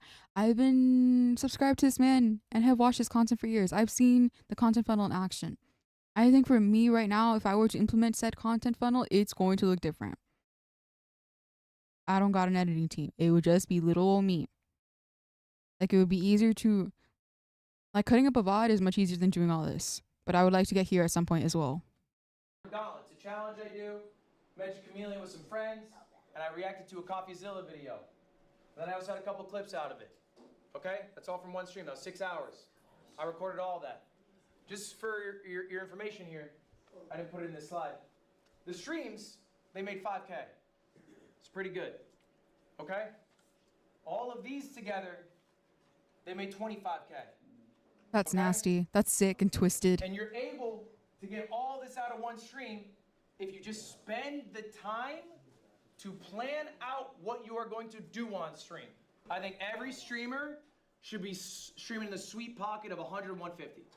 I think that's like the perfect zone, 100 to 150, all right? Some of y'all need to do more. I've looked at your stream hours. Some of you guys aren't doing enough. I think some of you guys aren't sure if you want to be streamers. I think some of you guys are still exploring that. That's fine. But if you want to be a streamer, I think at least 100 is right. I think anything over 150 is a waste of your time. You're just being less efficient. Okay, why? Because you're not getting the value of each of these streams, right? Your 6 hours don't look like this. Your 6 hours, what can you show for? 4 Instagram clips? Okay. How much did that make? Nothing. Exactly. All right. So we're going to do a little exercise right now. And this is an exercise you guys should be doing every single day. Let me say that again. This is homework today. You should be doing it every single day. I do it every day. I've been doing this 8 years. I think of stream ideas every fucking day. I'm the only guy who thinks of them. Other people have teams. I think that can be a very helpful thing. I'm a little protective over my process. That's just my personal style. On your phones or pen and paper if you prefer. This is an activity. Get them out right now. Break them out, come on. I want you guys to be writing down 3 different stream ideas. Okay, I came up with my own when I watched this live. However, I forgot that he said come up with new ideas every day. So let's see. Okay, $1. Among Us, but we all speak different languages. None of us share a language. Among Us is a very information dependent game. However, I would like to see what the hell happens when you have to deal with a language barrier to obtain that information. Because respectfully, I do not think if I were to play Among Us with someone who speaks Korean and they were trying to give me information, I do not think I would be able to figure out what the hell they're saying. And I don't think someone who speaks Persian would hear me speak Spanish and go like, okay, yeah, I know what bro said. $1,000 idea, I would like to do, well, maybe this is not like a segment. This would be like like multiple streams. Like this would result in one video. So maybe, I don't know. I would like to pay people to teach me how to make my own covers, particularly mixing and coming up with my own instrumentals. I think that would be cool and awesome and epic. That would also pertain, that would be beneficial to not just like, okay, we can turn these segments into a video, but just it would be good for me to be able to make my own covers without sending money. That would be cool and awesome, I think. And then $100,000. I'm going to steal another idea that Professor L has posited before. I'm going to partake in the Goinkin twist, tip to tip, but Mexico. I don't know if you could tell, pero soy gringa. My parents are from Mexico. I am not. And I do not know jack shit about Mexico, but I would like to amend that. The one thing is, okay, when he did it with Michael for Japan and China, he did not speak Japanese or Chinese like that. Yo todavía puedo hablar un poco de español. Creo que la gente se daría cuenta que soy gringa, que ya no lo hablo muy bien, que ya batallo para comunicarme, pero creo que me iría mejor. I think that I would have a much easier time than Ludwig and Michael did in China or in Japan, because I do already speak Spanish. Even if it's dog water, even if it's not as good to be, that's the one thing. So I don't know how much that probably will have like a really big impact on the content actually, but I think I would still have like the angle of like, oh, Mexican American, this American of Mexican heritage experiences Mexico for the first time. Also, I would like to go to my parents' hometowns. I think that would be fun to experience. I would have an excuse to see my family for the first time. Okay, that makes it sound like I've never seen them and I'm unaware of them. I know I'm aware of my family in Mexico. Sometimes they visit, sometimes we talk. I'm not that disconnected. But it would amend the connection, I think. Those are my ideas for today, because he said to partake in this every day. Now to make it a little more complicated, we're gonna do 3 different tiers. I want you guys to come up with a $1 idea. Free. Something you can do anytime, any point. A $1,000 idea. Okay, maybe something a little more ambitious, something more planned out, whatever. And then final one, a dream idea, $100,000. Dream. Doesn't matter. I'll give you guys a few minutes. I want you guys to seriously write these down. You don't have to come up with all 3 right now, but come up with at least one right now. I'll show you mine in a moment. Go ahead, write. I'll give you a few minutes. I don't need a few minutes. I already did that shit. I'm sure you guys are still mulling over your ideas. That is good. This exercise is something you should be doing again. How often? Every day. Every fucking day. All right? I want to hear a few of your ideas. $100,000 idea. I want to do a boxing event on an island for 7 days. Oh, yeah. That might be closer to $500,000, but I appreciate the Why enthusiasm 7 days? Why not just one night? Dad, what you got? $100,000 idea. I'm gonna do National Geographic Part 2 in Alaska. I like it. What you got? I'm Fumi Bean. I really love D&D and storytelling, so I want to do a 360 immersive D&D session with. I liked her idea when I first heard this on stream. That's 100K? 95K on Matthew Mercer. I got you. Yeah. Lacey, you're excited. What you got? $100,000 idea is the. She also made it into streamer games. Good for her. I'm very excited. I liked seeing her a lot. I did follow her after Streamer University. I hope everything goes up for her. Rooting for this girl as well. World's largest mukbang.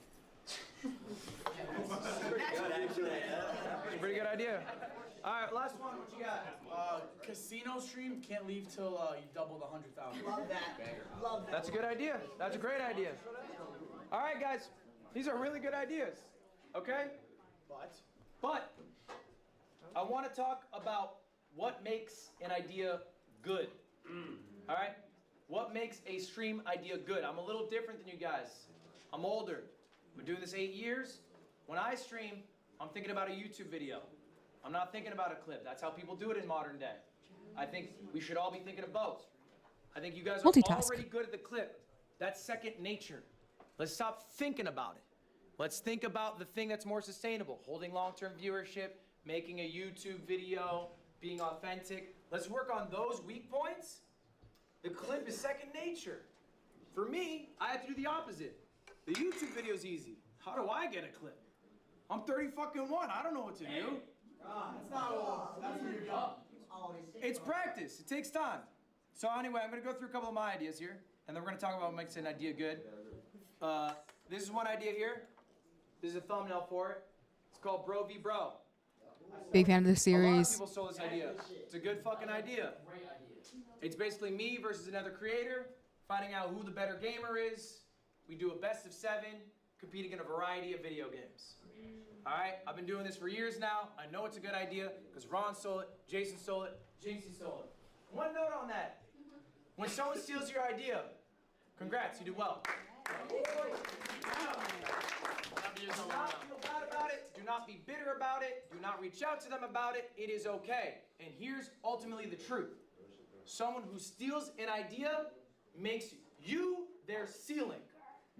They will not be bigger than you until they do shit better than you. And if all they're doing is mimicking you, then I promise you, they will never surpass you. This is $1,000. This is an older one. It's called an Amazon stream. Stole that shit. I gave my chat $1,000, and Ron is right. This is a stream that Soda Poppin' did initially. OG streamer Soda Poppin'. I took the idea. The only thing I twisted is I gave my chat an exact amount they could spend and then a time limit to spend it in. So there's a little bit of stress on chat's behalf. I've done this stream. I'm not shitting you. I didn't see that he was in chat. Wait, that's funny. Every time. I've done it for 1,000. I've done it for 10,000. I've done it for 30,000. Better snatch that shit. All I do, I give them the amount of money. I let them send me links. They vote on what they want to buy. I'm not at a point where I could have people do that. Not necessarily because of the view count, but because of the amount in my wallet. Respectfully, if I have $1,000 in my bank account, I am not letting Twitch viewers spend that. That is for me. Y'all can argue with the wall. Yes, we buy it. No, we don't. Huh? Pills? These are height pills. Yeah, stand tall, growth pills. I need those so bad. I'm 6'3". Please, I'm just a short king. All right, $100,000 idea. This one's a few years old. 24 hours in the wilderness. I had a whole production. I watched this also. I streamed outside for 24 hours. I had a bunch of wildlife experts come through. They helped me through it. This was a 24-hour stream production. That's where I was kind of surprised that he chose this as $100,000 video. Just because he's done so many events, but it's kind of like how he told Jason, like, oh, like your idea is like maybe closer to $500,000, maybe than 100,000, but the cost came from, okay, $100,000. Did you make money on that shit, Ludwig? Fuck no. It's a good question. Why not? Because it costs a lot, and you don't necessarily make more. It doesn't scale that way. For me to make that much more, I'd have to have that exponential increase in viewership.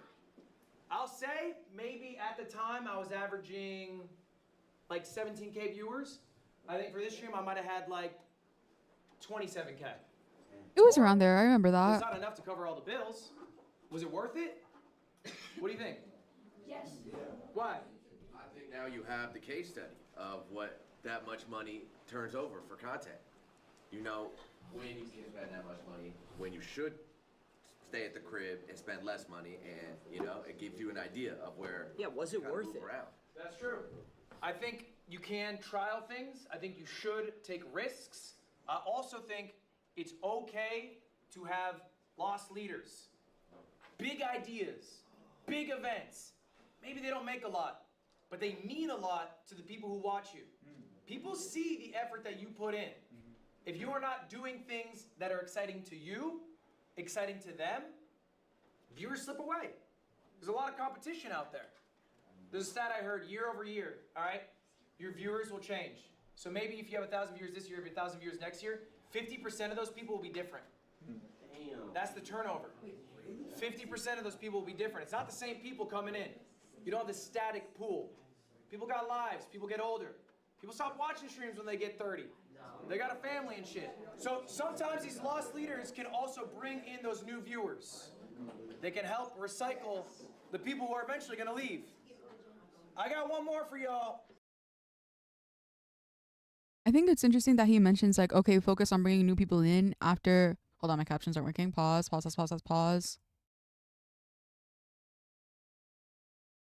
Okay, we restart that. I think it's very interesting that like after he focused on like viewer retention of like, or maybe not viewer retention, but like capitalizing on opportunities as well as keeping, well, yeah, no, it is viewer retention, as well as like consistently meeting viewer expectations across all your content to like keep them. Like he also emphasizes like, okay, you're going to have people who stick around, but make sure you're bringing people in. Because I know there are streamers who I like, who I don't tune into as much anymore. Nothing necessarily changed. Like it wasn't like, oh, the streamer did something heinous and I unsubscribed because I went against my values. Or the streamer is no longer putting in the effort.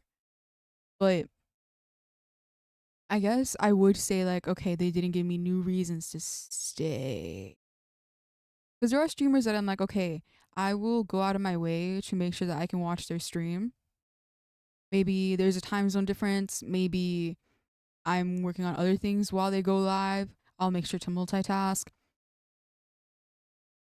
But you got to give people a reason. Not only to like tune in and keep tuning. You have to give people a reason to continue to tune in. We also have, well, no, I think it would apply to both. You have to give people a reason to keep tuning in. Whether it be, okay, I'm fighting for my life to phrase this. You need to give people a reason to tune in for the first time, and you need to give people a reason to continue to tune in after the fact. I think that's what I wanted to say. This one is $1 million. Streamer games. This one's happening next week. All right. I am not going. To your question. I would die out there. Is it worth it? Streamer games year 1. Guess what it did? Lost money. Streamer games year 2. Guess what it did? Broke even? About broke even. Streamer games year 3. Guess what it's gonna do? Make money. It's gonna make money. Yeah. Eso. You do an event, the better you will get at doing it for cheaper. Also, the better it will perform, right? People know about the event now. The streamer you hyped this year, how long did Kai spend hyping this up? 2 weeks, maybe? Yeah. Maybe? When did y'all find out when you're gonna fly in? A week ago? Yeah. Right? But why did y'all come? Because you knew what streamer you was. All right? You knew the opportunity that it was because it's already proven. So doing things multiple times is a good thing. You can't hammer it home, right? You don't want to be the 50th season of The Simpsons. No. You got to try some new shit, but if something works, do it again. This is actually a point I wanted to make earlier with like the videos or the ideas that he brought up earlier. This one doesn't really apply to the $100,000 idea that he brought up, the like 24 hours in the wilderness. But Bro versus Bro, as well as the Amazon streams, they were ideas, but they were repeatable ideas. They were like a series because he has done multiple of those. Bro versus Bro, there is a format that applies with so many different streamers, and he's done so many different videos with different creators doing that. The Amazon streams, he's done a bunch of those because it's also an idea you can repeat. It's a format you can repeat. Even though they cover the same general brush strokes, there's like each time you do it, there is going to be some variety. I think like yeah, you got, if something works, you continue to do it. This is what you should be doing as a YouTuber, as a streamer, whatever. You are throwing shit at the wall. Something clicks, we're gonna do it again. Don't typecast yourself though. All right? Don't be like one of those people on TikTok, they got one bit, they do it in perpetuity, and then that's all they ever are. You know, you should explore new avenues, but if something works, keep doing it. All right. I have not written like with a pen and paper in so long, and I'm low-key looking at what I've written. I'm having a much better time writing like on the second day than I did the first. Like my writing just looks so much better, and I am not struggling to phrase shit when I'm writing it down, but like God. Maybe I should start journaling again. Next up, Christmas. This is something that I've thought about a lot, that helps me a lot, that I'm just, maybe will help some of you. Do you guys remember being at school? For some of you, it's not that long ago. And you're fucking sick of school, but Christmas is around the corner. And that's exciting. That brings you there, pulls you, it literally pulls you through the last week, month of school, whatever, because you're excited to get to Christmas, okay? As a creator myself, I can get very tired of the monotony. I have a strict schedule I adhere to. I go live X amount of days. I farm XYZ YouTube videos. You do that for 8 years, it gets boring. So what keeps me going is Christmas. I make myself a Christmas. For me, personally, it is a big event. Something I'm really excited to do. I have streamer games in 2 weeks. I'm excited to do that. So I know, dude, low-key, I need a Christmas so bad. I need things to look forward to so bad. I gotta get my streams out. I got Christmas coming up. All right. Low-key, like, even as someone who does not like do the content grind as hard as like Ludwig has, or like as some of the other streamers here have, beyond the inconsistent, hold on, I did not mean to unpause. Beyond the inconsistent streaming, I need a Christmas so bad. There was so much monotony in my day-to-day. I mentioned earlier, my means to do things is very limited for many reasons. But oh my God, I need Christmas. I need things to look forward to. Actually, wait, I say this. I have Christmas tomorrow because I'm going out with a friend of mine. And that will be one of the few times I drink per season.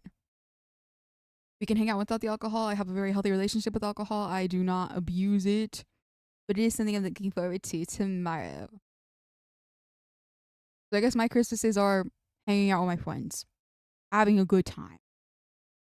It is not perhaps on the same level as an entire big ass event with my friends, but it is a Christmas. And I think, you know, it works. It's proportional to the size of my channels.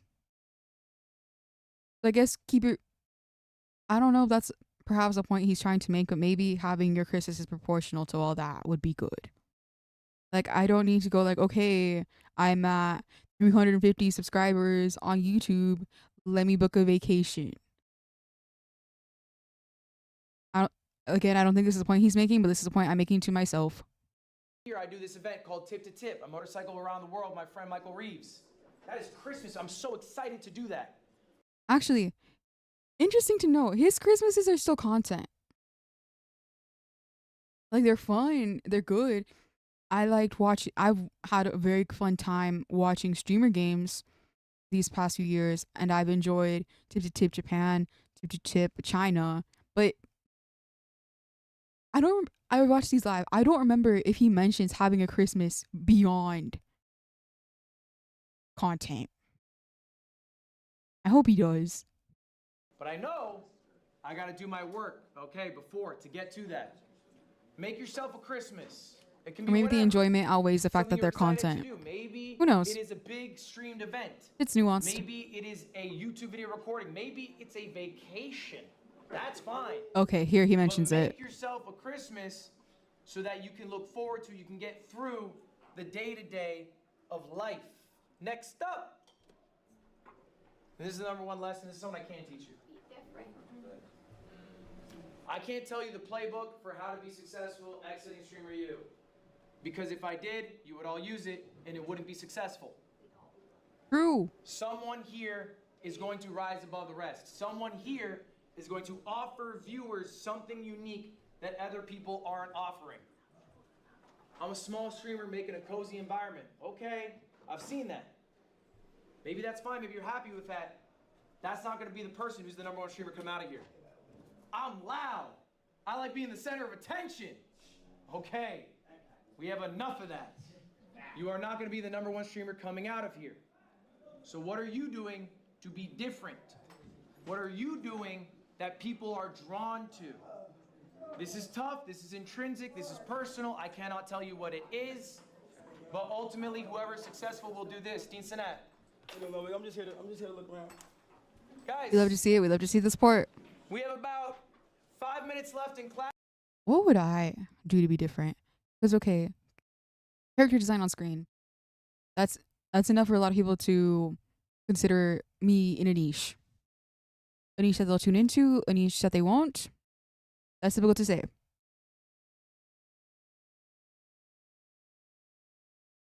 I am a mediocre support player in Overwatch. I keep fixating on Overwatch. I've fallen back in love with it since they dropped the 2. I wish I was better at it, so it would make sense to continue doing content on Overwatch. It's just like what he mentioned, like, oh, I'm turning on stream, I'm playing Overwatch. It's not an efficient use of time. Abolishing is another term he'll use later, I think later. Let's see. I do play some story games. I do play some, what's it called? Farming games, I think they're called. I can kind of sort of voice act, and by that I mean I have a wide pitch range, but my delivery is kind of the same every time. Just because I don't know what I'm doing, I got no training. I'm flying by my seat in my pants whenever a new character pops up on screen.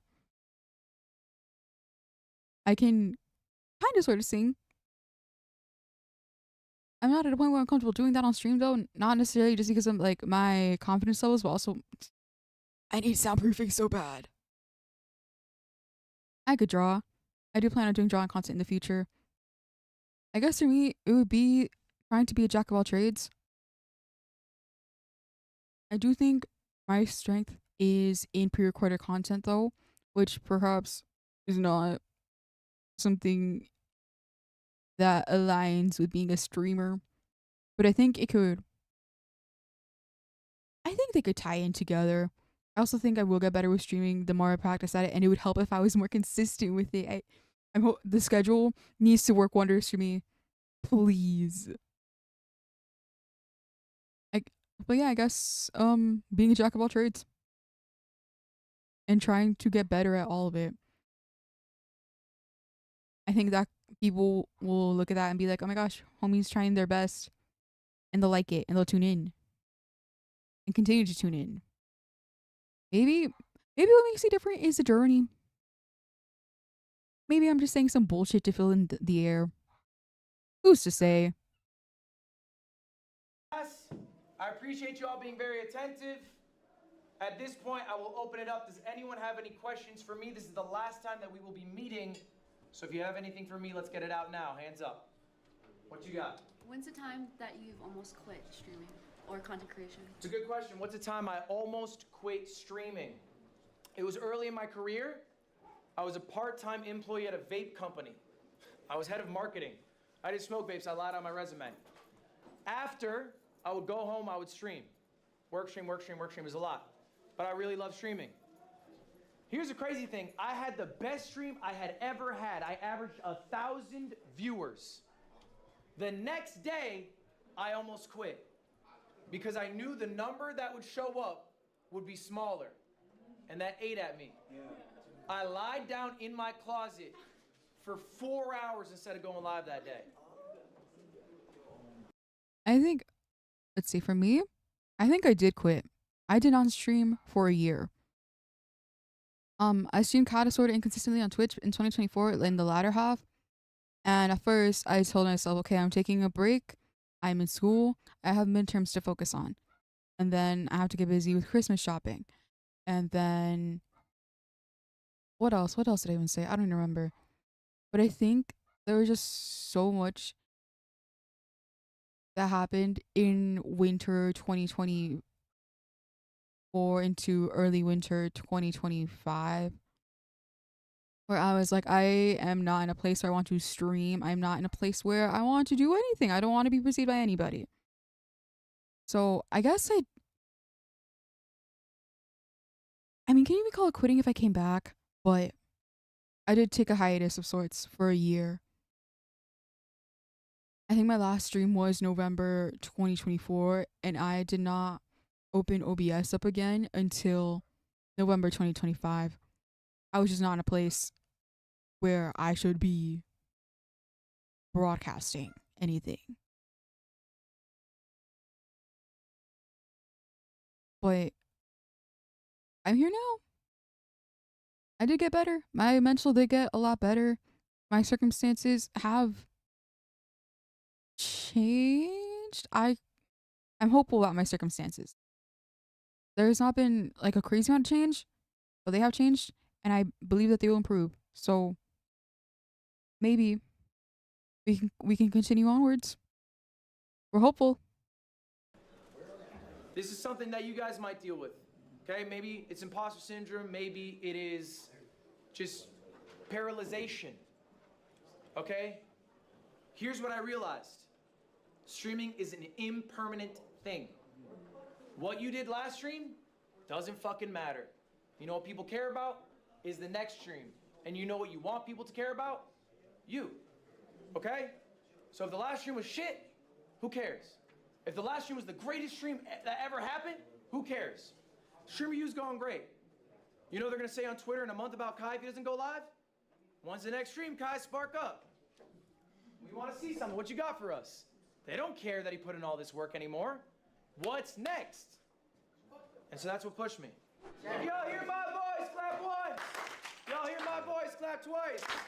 Guys. It's like I'm really there. Viewership change year over year was 4 viewers, guys. Okay? So what can we do? Where can we get some control?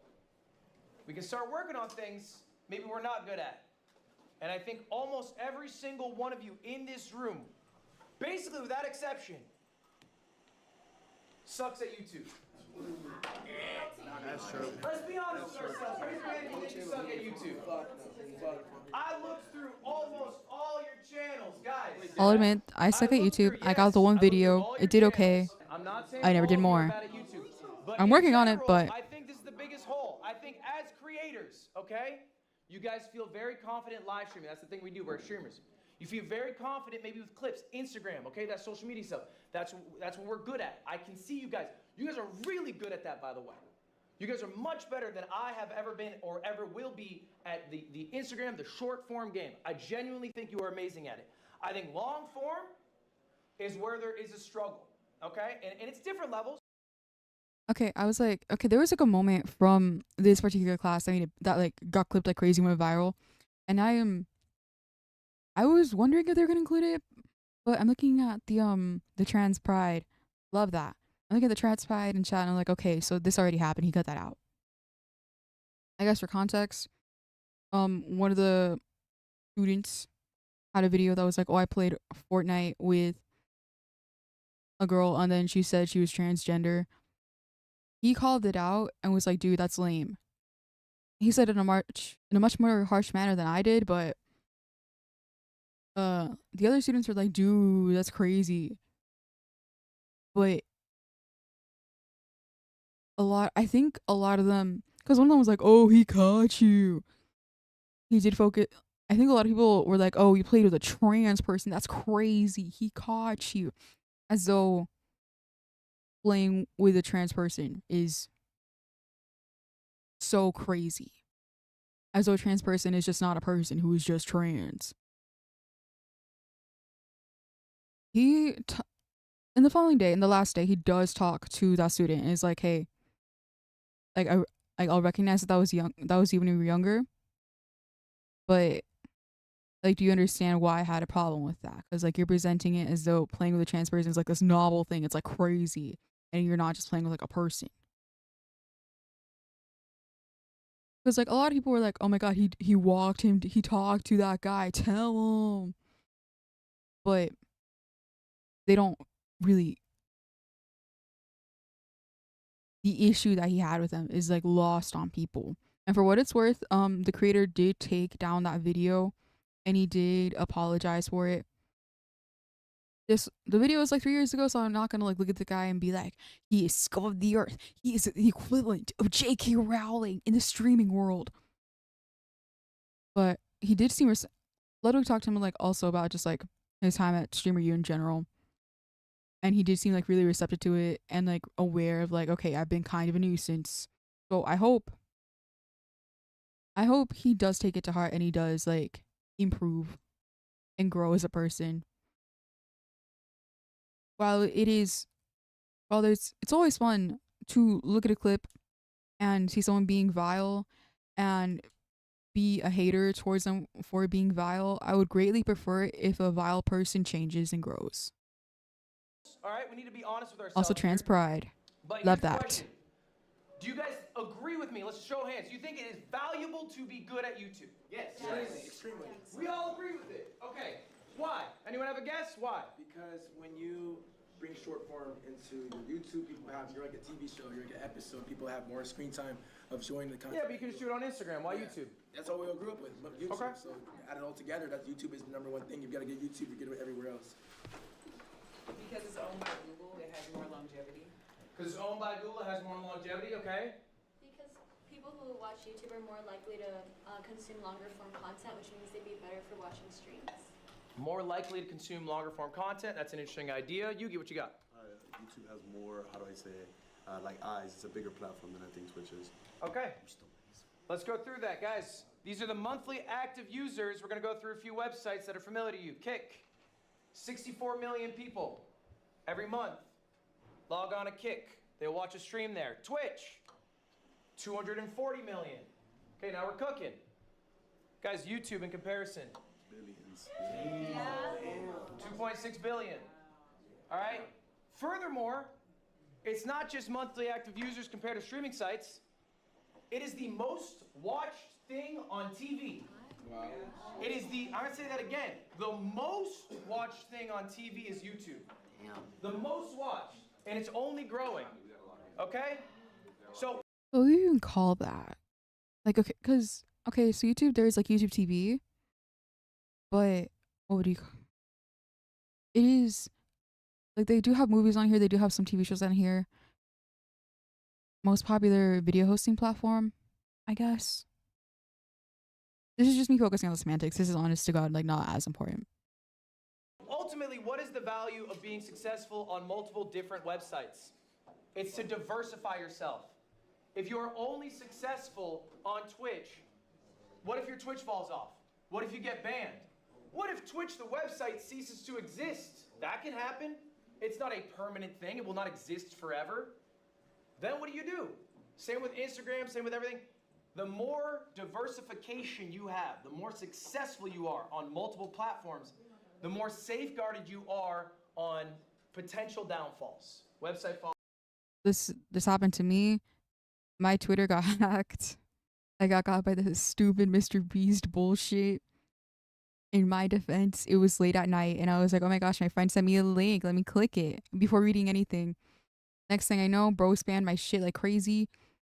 My account was suspended and then I got a silly little email from X support. Oh my god, I called it X. I'm going to die. Twitter support. Those are times I did it. This is the only appropriate dead naming ever. Twitter support sent me an email like, hey babes, you are permanently suspended.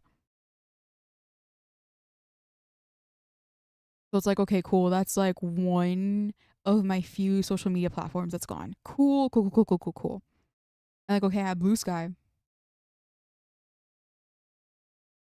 Babes, Blue Sky is very, what's it called? Very liberal millennial. And also, like how he mentioned, like, oh, it has less viewers on Twitch and has less viewers in YouTube. A lot smaller platform. So I gotta focus on upping my shit elsewhere. Fall-offs, again, bans, personal fall-offs. Now here's a segment. I need you guys to be honest with yourselves right now. As I look through your channels, which one is you? All right, and let's just be honest here. I'm just gonna have you raise your hands if you think this is you. Raise your hand if you're just not posting on YouTube. All right, maybe I would say I struggle to upload consistently. Okay. That's where I'm at. All right, and let's be a little vulnerable. Why are we not posting? So it's like it's hard for me sometimes to focus on my YouTube channel because it's like I see the way that other people edit their videos and I just don't necessarily make room or time for that because I always try to focus You on want things to come out at a certain standard and you're not willing to post that under that standard and that standard? not willing. I have too much stuff going on to make that happen. Again, I go to college, I work, and I focus on streaming, so it's like I don't have the time to do This it, man but is my try to peer. make the time I to agree. try I to think that sidetrack also applies to me. other stuff. Okay. Are you successful on Instagram? Yes. Okay, so you made the time for that, but not for YouTube. Yeah, it's pretty much just offloading short form. Okay, all right. Why not? For me, it's way harder than Twitch. With Twitch, I have a chat that I can interact with. Yep. With YouTube, or at least the YouTube videos I watch and I want to do, it's kind of me just talking to a camera, which seems inauthentic. Do you post the videos from your streams on YouTube? No. Do you think your streams are good? Then why wouldn't we? Good question. I don't think you have to view YouTube as a separate entity where I have to record a YouTube video. I like that he challenges them. Like, that he challenges their preconceived notions about their own content. Where they're like, okay, I want to post on YouTube, but my shit is not like at the quality level that I want it to be. Or like, okay, I make good content, I do good streams, I don't know how to make them into good YouTube videos. Like, I'll make time for these other platforms, but I haven't made some time for YouTube. Because a lot of it is kind of like, you know that picture of like the bird in the cage, but like there's only 2 bars in front of the bird and like they can just fly out of there if they really wanted to, but they are so fixated on the idea of like being trapped that the fact that they're just like those 2 bars, that's enough to contain them because that fulfills like their idea of like, okay, I'm trapped. I think that is very easy to fall into with something as versatile as content creation. It is something I fall into. I'll admit that. It's good that he pushes back. If you are a streamer, I mean, that's what I'm talking about. If you are a streamer, your streams should be on YouTube. You could be a YouTuber separately, like where you do offline recordings, that's fine. I'm specifically talking about if you are a streamer, why is your content not on YouTube? Who else maybe has a YouTube channel, but you're struggling to upload consistently? My brothers in arms. All right, that's a lot of you guys. Why? So the issue is I would like to, but I would like a separate, like a live channel to post my things to, but someone took my name already. Someone took the name, so it's like I can't make that channel. What do you let any username stop you? You can make your username anything. I just feel like they would think that that's the real one, and Yeah, but you're gonna far surpass the fake one because you are you. You have control over what's posted. You have more autonomy there, and so that will just surpass it, and everyone will know.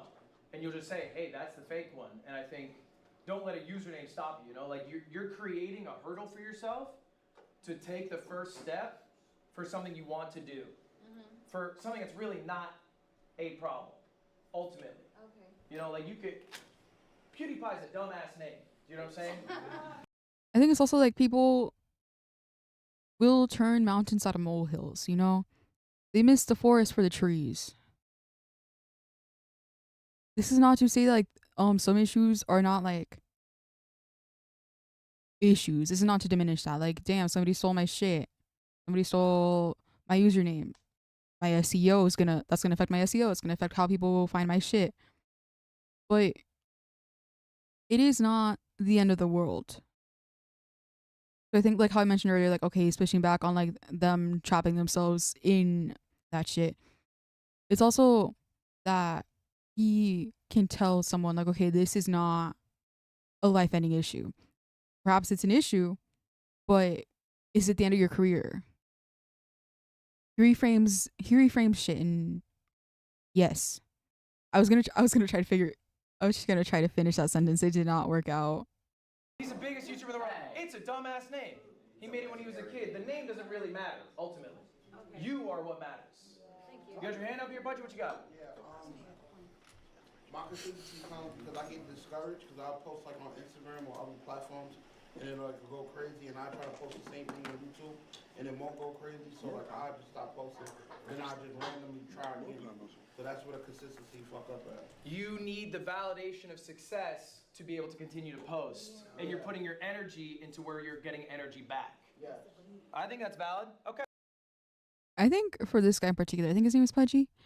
I think um getting fixated, like wanting to operate into a positive feedback loop. I can understand that. I think it's very easy to fall into that. However, I would posit like, okay, these other places are just they're never gonna do well if you never put in the work to like towards them doing well. Can I break some news to you all right now? Yeah. Yes, sir. It is really easy to make content when the number's going up. Yeah, It feels so good to go live when you God know bless the bit rate. It feels so good to post on IG when you know the clip's gonna blow. So easy to post on YouTube when you know it's gonna bang. You know what's hard? Doing it when the viewership is down. And let's go one step further. Next week, what's gonna happen to all of you? Fall off. All of us are gonna fall off. It's gonna happen. Guys, I have good news.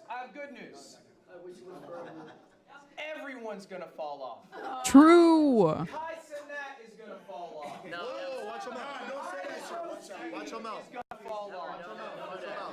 You want me to shut my mouth? Name someone. Name a famous actor from 150 years ago. I'll wait. Morgan Freeman. That man is not 100 years old. Guys, Father Time is undefeated. There will be moments where you're rising up. There's going to be moments where you're falling off. If you want to get back to the moment where you're rising up, it's what you do in the moments where you're falling off. You got to stay consistent through the hard times, okay?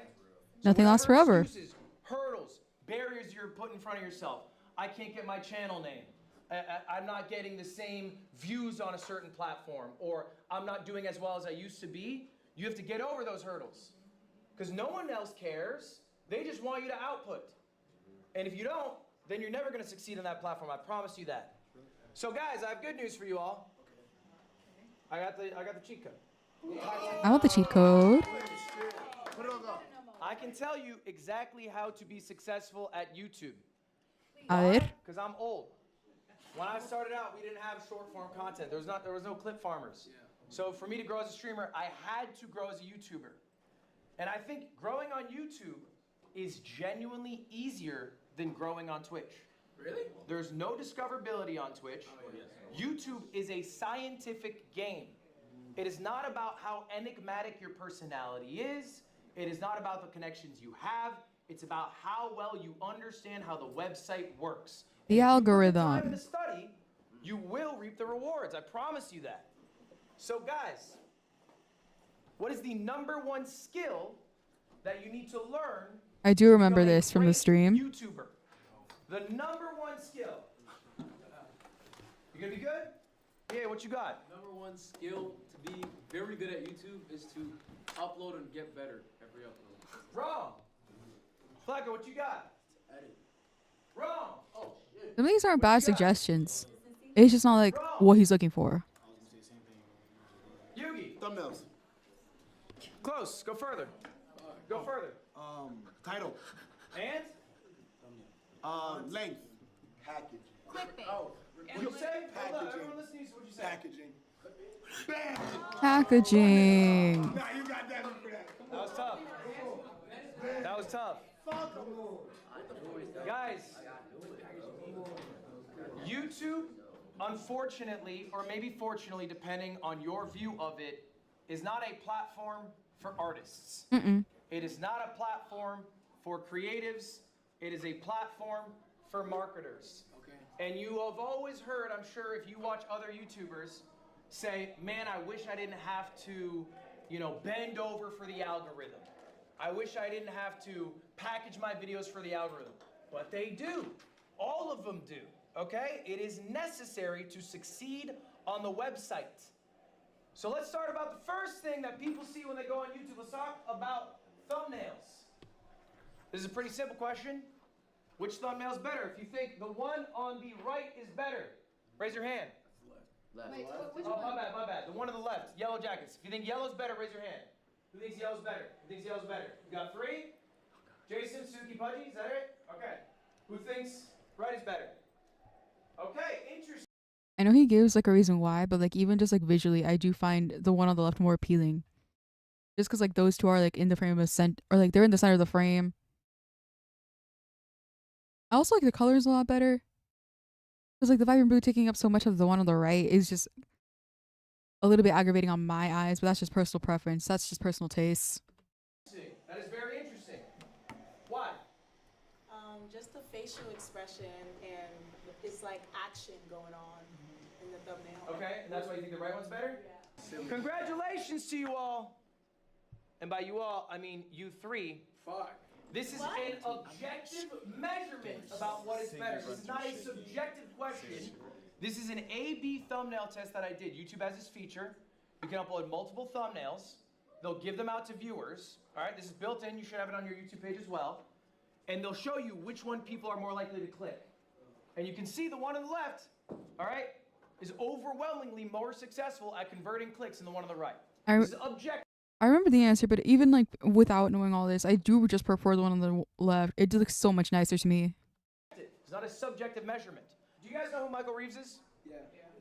Michael Reeves is one of the best YouTubers, I think. He's a robotics YouTuber. He has a little test. I'm going to teach you guys a secret. It's Michael Reeves' secret. You're the only people who know about this outside of myself and Michael Reeves. Congratulations. You get to find out. All right. The Michael Reeves method. Oh. What Michael Reeves does is when he's debating what thumbnail to go with, he blurs his eyes like this and looks at it. Oh, shit. Why?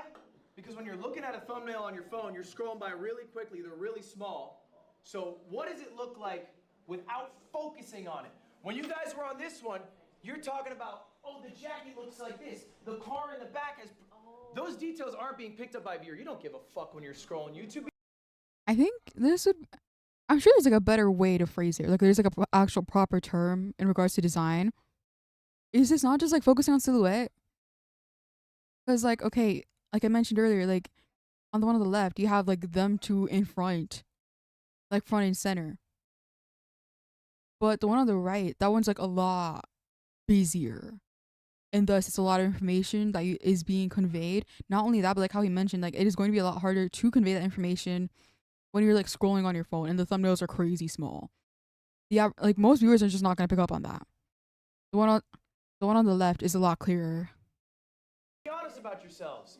You're scrolling for half a second, you squint your eyes, which one looks better now? Alright? Now you're like, oh, okay, hold up, I understand the one on the left.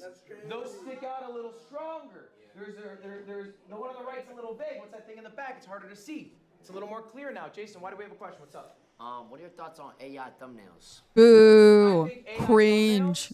Will be rejected by the viewers. And so, what is your goal? To get people to watch your videos or not watch your videos?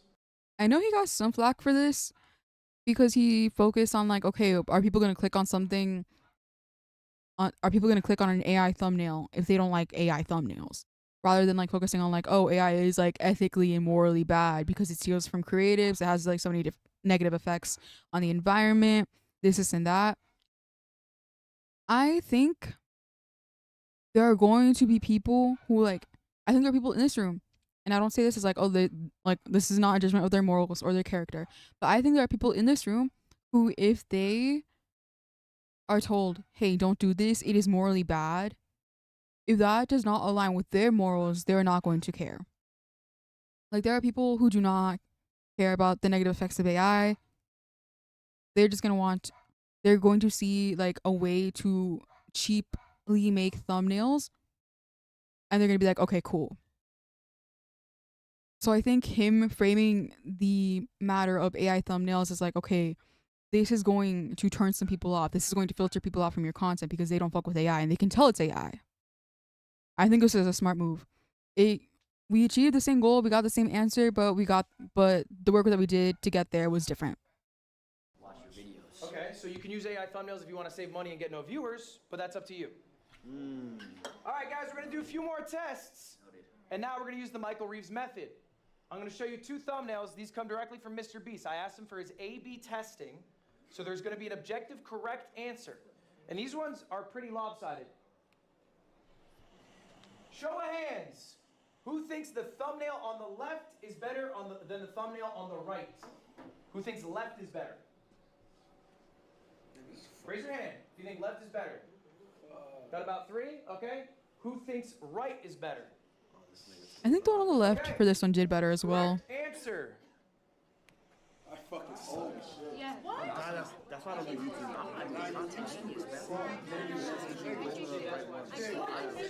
If you are getting these wrong. I think while the strength of the last one was what's it called? Was silhouette. I think this one, it just conveys things a little bit more intelligently, a little bit more efficiently. It's like, okay, let me go back. I see the thumbnail. And I see it, please. When we get there. Like, okay, so here you see Mr. Beast, and like here there's like a waterfall. Like we know this now, like after we've seen like the unblurred version. But here it's like, okay, bro is in some shit. What the hell? And then does he show without Answer. Oh, he does. Okay. I think here this tells like a much more clearer story than this does, because it's like, okay, Mr. Beast is at a waterfall. Oh, cool. This is Mr. Beast is in some shit. He's in a cave. There's water, and he has to go through shit for an extended period of time. I don't remember, like, again, this is I have pre-watched. I watched this shit live. I don't remember if he does discuss like what information is conveyed in these thumbnails. Yeah. That's why I don't do YouTube.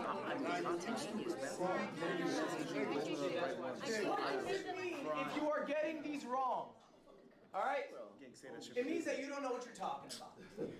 And that's all right. It's okay that you do not know what you were talking about. You are new to this. You have not uploaded a lot. Also composition. Composition is a good important thing. But this is something you can be actively doing and actively thinking about. Next part of packaging, y'all. How do you make a good title?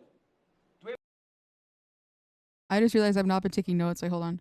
I'll just do this while he's doing that. I feel like you should come up with a title before you do the video. I think this is good. This has been said by other YouTubers as well. If you think of the title before, it helps every single part of the process. What do you have? I think about the most exciting part of the video, the highlight of it. Yeah. And like put the title around that, but also make sure that clip is like in the beginning of the video when it first starts, even if like it's just a clip, and then you go back to the beginning of the video. Guys, we're working too hard. Okay.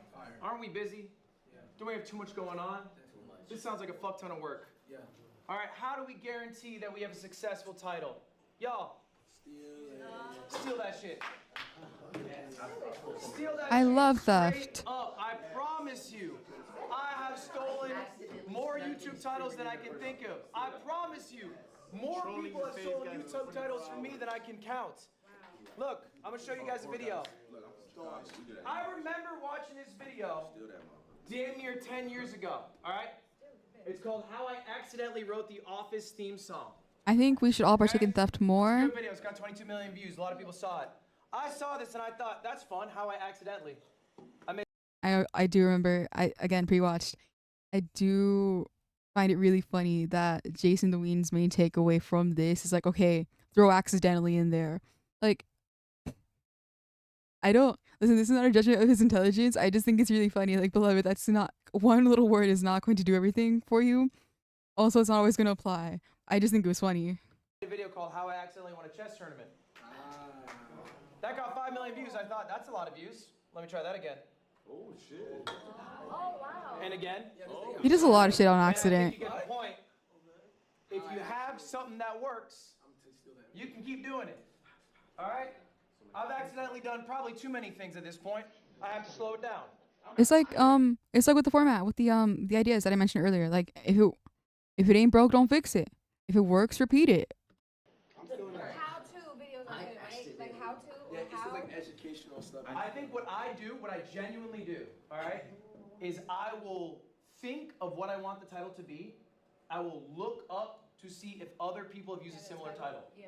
Ultimately, there is a playbook that you can be inspired by, you can follow. It can't be one-on-one. Don't be Brent Rivera, right? Don't steal a thumbnail and title bar for bar.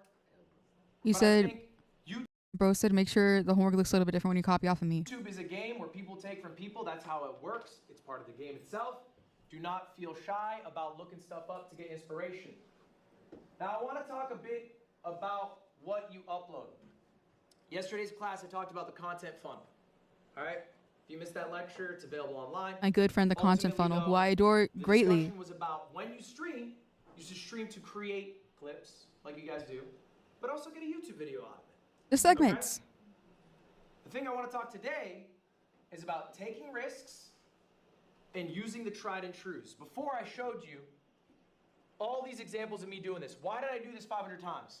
Because it worked. Why did I make so many videos called How Accidentally? Because it worked. Because it worked. Rewatch. What do you do when something works? You do it again, okay? You do it again. But you can't always do it. You can't do it into perpetuity till it falls off, because then people get bored, they leave. Right. So you have to take risks and mix that in with your tried and trus. And when the tried and true stop being tried and true, what do? Risks. You stop doing them. So That too. I have 6 videos here. I'm going to show you guys. These are just 6 random videos posted back to back to back to back. All right? 4 of them are tried and trues. I had done these before, and they had worked. Okay? This one is in red. Why? Because it didn't work. Am I going to do another video called Do Pro Gamers Have Good Aim IRL? No. Probably not. Didn't work the second time. Why would I do it a third? I think I watched that one. I can't remember. About GeoGuessr? Yeah. Probably 1.4 mil. I'm happy with that. Now everyone's barometer is a bit different. I look for 1 million views for a YouTube upload. Sick and twisted. I took 2 risks. Okay? I uploaded a monkey ball video, game I haven't played in like 6 years, where it's just long form playing an arcade game from 2001. How'd it do? Not so good. 670,000 views. Am I going to take that risk again? Maybe not. Maybe if I really enjoy it, I can, but it's information that I can take in. Basically, you're just throwing shit at the wall, and when something sticks, throw that same shit at the wall, and then be a little brave. Mix that bravery in. All right. Like, even if it doesn't work out, like, you do things and hope that they work out. But even if it doesn't, it's still information that you retain. It's kind of sort of like how, like he mentioned in one of the previous classes, like, oh, I've done streamer games multiple years. First year, lost money. Second year, pretty much broke even. This year, I hope to make money because I have done this multiple times and I've learned how to run it better every year. Like, such a big crux, or like such a big facet of content creation, even if it's just like beyond the creation of content, is just not only like repeating the tried and trues like he's saying, but also like learning from everything. There's a strategy to everything. Next up, we're going to talk about intros. That is the third part of packaging. It is the intros to a video. It is the first thing people see when they see a video. I'm going to be pretty honest with you guys. The idea of clickbait, it's kind of dead. Bendito sea Dios. Thank God. In the traditional sense, if somebody clicks your video and they don't get what they expected to get when they clicked in, they're clicking off. And when they're clicking off, where's that video going to go? Into the shitters. All right, that video is not going to succeed. I promise you that. So the thing you need to do is really focus on that first minute of a video. That matters so much more than any other minute of a video. I have something at my disposal that I think will give me a leg up against other creators in this space. I went to college. This is not like Flex is like, oh, I was able to go to college while you couldn't. It was all financial aid, baby. But I also was an English major. I know how to hook people in. I'm hopeful that this will do wonders for me. I need it to do wonders for me. It is me and what's it called? LibreOffice versus the world. Not Google Docs though, because now Google scrubs all your shit and feeds it to AI. I am surprised that has not led to any legal ramifications for people who upload legal documents onto there or anything that is NDA bound, but they're not doing that with me anymore, is what I'll say. All right, I'm going to show you 2 intros that I made. I want you guys to tell me which one's better. They're going to be 50 seconds. It's going to be a bit long. Bear with me. Try to be quiet because I don't have too loud of a speaker. All right. First video. 10 million. That's how many people have bought Magic Chameleon. For reference, that is more than Mario Kart World did. Oh, he edited this different. Magic Chameleon only came out a few weeks ago. On the Ludwig upload, he did like actually include like the actual video itself, like the actual footage into the video. But here it's just like the in-person shit, like the panning, like him pointing his camera. at that shit. This is not like riveting. This is just like, oh, that's an interesting observation I've made. In fact, it's more than Street Fighter 6 has done in 3 years, and it's more people than subscribers I have, and that's a free button. Because in the in-person, he didn't include the bad intro either. Had actual professionals, aka artists. How would they do? To find out, I employed the help of my good friend Squeaks to be static hunters, and we would chase down professional artists to see just how good they were at hiding. I made the hide time super long so they'd have all the time in the world, and lucky for us, at the time we did this recording, they dropped a new map which was in our gallery, which made oh god bless Cam trying to make it work. All right, I'm gonna skip the shit one because I think our data's too ass, but I do want to ask you guys, what was good about it? Okay, we're gonna self-glaze here. What were the 4 things I hit? I'm looking for 4 things specifically that I hit that I think you need to hit in every intro. Go ahead. You called them to like do something without doing it in like a way where you're just like subscribe. Call to action, my good friend. Also, not only do I have an English degree, I did take a copywriting course. The shit that people will focus on, to hook people. It's usually like a lot of the writing that you use in advertising and marketing. Like the people who are writing scripts or commercials, the people who write the captions for any like any social media thing that is promoting their product. I know about the call to action. A lot of people don't know that. Also, respectfully, I don't know if I would have paid. Listen, I paid for that course thinking like, oh, I'm gonna be a copywriter. This is gonna be my profession. This is how I make money. I was not ready to advertise myself. That was scary. I tried it once. I did not prepare properly, and it scared me so bad I have not stepped into the field again. Because the thing about me is I'm a coward. Just like the tone in your voice, like being animated, is like how it's drawn in, and also you use something that was trending. I would say ignore the tone of voice. I don't think that's something that you need to do. I think your voice should always be authentic to you. I think it's a... What do you mean people can tell like the difference between me speaking like this and me going like, I got my friends to play Mecha Chameleon with a bunch of artists, because we are not artists. Like, what do you mean they're going to be able to tell the difference? What do you mean they're going to be able to tell like, oh, that's not authentic. That's not how you actually speak. That's not regal. Like maybe even a fault on me that there's a recognizable YouTuber voice. I think people don't like that. I think they prefer you to be you. So I don't think it's necessary to adopt like some Mr. Beast, you know, I trapped 100 people in a dumpster. Like that's not necessary. I think everybody can do a YouTuber voice. Guys, I'm looking for the 4 Ps. Okay? What are the 4 Ps? Let's go through them. We got premise. What is this video about? You can also think of this as the hook. Okay? That is the premise of the video. That needs to be. And can we please point? Oh wait, I was gonna say, can you please point the camera back on the slides? To be explained. He hasn't pressed proceed on that shit. It's only just the proceed. Just the premise. You probably didn't do a good job contextualizing. You can record an intro separately that you tack onto the beginning, and then instantly you've elevated that video because now someone who's clicked into has no fucking clue what streamer you is, or they didn't watch, and maybe you want to show off that you had a fight at 1 a.m. when you should have been in bed getting ready for class in the morning.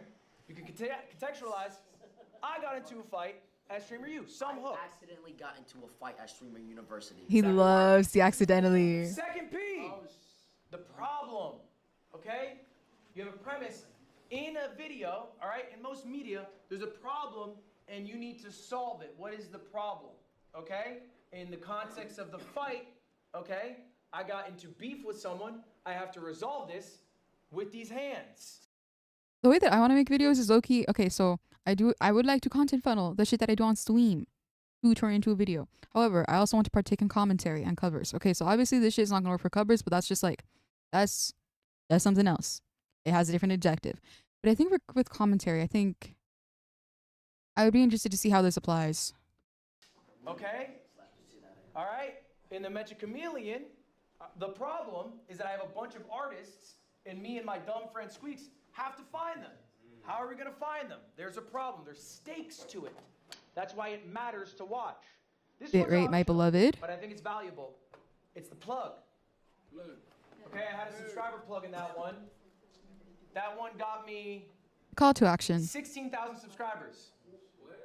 That one video, I got 16,000 subscribers. What do you mean by plug? Plugging something. So you can either plug yourself. It is a call to action if you want to think of it that way. But you're plugging to people to subscribe. At this point, you also could plug merch, whatever you want. It's optional. You don't need to plug every The video. sponsors, if you will. No, it's by no means necessary. It's just one of the 4 pieces you can do. Final one, payoff. Okay? In a video, if you set up a premise, you set up a problem, there has to be a payoff. Jason says he's gonna get into a fight. What's the payoff? Gotta see the fucking fight happen. All right? And in that intro, what I do is I say stick around to the end because we're gonna go to an art gallery, gonna get a little crazy. So the payoff comes at the end, I'm teasing it, stick through the rest, you'll get to it. It helps. Like this particular part is like, I'm like, oh, I don't think this can entirely extend to commentary videos that I want to do, but it's all right. We figure it out. Increase your watch retention. This is an example of 2 separate videos that I've done. One where I recorded the intro beforehand, the other one where the intro is just from the stream. Look at the difference, bro. 70% of people were watching at the 1 minute, 12-second mark when I recorded the intro. That was the Metro Chameleon one you just saw. Also, for context, I don't know, maybe this also affects it. The one on the left that he was like, oh, this is like a bad intro, was just him talking on stream. It was him and Michael reacting to Tip to Tip, like Tip to Tip China. So I feel like maybe people being like, okay, I already watched you guys do all that. I don't know if I really want to watch you guys react to you all doing all that. Like maybe that affects it as well. Like a weak intro does. Who's to say? It's nuanced. 41%. More than half the people left a minute in. By the way, that's a 2-hour video. And half the people are gone in a minute. Okay? And that's I'm going to be so honest, I didn't click on the video. That was an absolute dog shit. Sorry, prof. But these are charts that you should be looking at, very familiar with, all right? And working on. All right, next up. You guys might have some questions for me. How do I get an editor? Do it yourself. All right. You are the editor. I can't afford a clipper. You are the clipper. Can my editors do the thumbnails? Maybe. When do I scale my team? When you can. How much do I pay my editor? A good amount. Guys, just ask. Okay? If you need anything, you can just ask. And I'm not saying just ask me. I'm going to blow up his DMs with requests for information. People to help you. What I did for basically all my first hires is I did one of 2 things. One, I poached people who I thought were amazing. This is a godlike business strategy. They do this in every level of business, in every vertical of business. Okay? Maybe you see a channel that has really great editing and you love their style. I don't think I'm at a point where I can poach Maybe people. Hey, you want to edit for me? I'll just do it myself. All right, maybe someone has It's a all great right. channel and you want to know how they did it. Ask. Hit them up. Okay? I've never signed with an agency, but I know to have an agent to do sales. Do you guys know Loaded's agency? Loaded, has anyone heard of this? Never. Loaded is a pretty large sales agency in the streaming One of the space. funniest side characters of the Art podcast, I swear to God. All right? I thought he was good at his job. So I poached him. And here he is on his LinkedIn saying, career update. After almost 5 years, I'm stepping away to leave Loaded, which, mind you, genuinely one of the biggest ad agencies in the game, to join my dumbass. Okay? Poach. The other thing that I've done to hire a bunch of my employees, working with fans. All right? If you guys are struggling to get an editor, what I've done is I've asked. I've literally gone on my live stream. I've gone, yo, guys, I really want to get like more clips. I see all these clippers, but I don't know how to get a clipper. If anyone clips. One example of this. Okay, PNG YouTuber, character design on screen. I watch YouTubers. I saw, okay, HoloLive has a male division called HoloStars, and their English branch of that male division, they took an initiative of like, okay, we need to start clipping these motherfuckers so we could bring people in, because like low-key, HoloLive Productions is and like Covercore has had like a very, very rough track record in promoting their male division. So they're like, okay, we're going to hire clippers to get their shit on there. They focused on shorts like crazy, and I'm pretty sure every single one of them was a fan who was already clipping them beforehand. Either that, or like whenever the VTubers themselves wanted clippers for other particular events, like for example, one of the guys, Axel Sirius, a few years ago. He was in a competitive Apex tournament. So he wanted someone to make like a little edit of him like being sick with it, as well as like the other members of his team. And the person that he commissioned to clip that shit, to make like that little edit, was someone I recognized because I would watch their clips of his streams all the time. Well, this is imperative. Hit up people who already fuck with your shit. Because it's going to be so much easier for someone who knows like the content that you do, but also your personality, your humor and everything, to be able to translate that into other shit. Rather than like getting someone who's new, who's unfamiliar with you, to be like, okay, yeah, my good points. Hit me up. Is different. These are emails, yeah, messages that I received, and this is literally the exact message. I went back. I'm still working with these people. This is from October 2020, from my shorts editor, Radstats.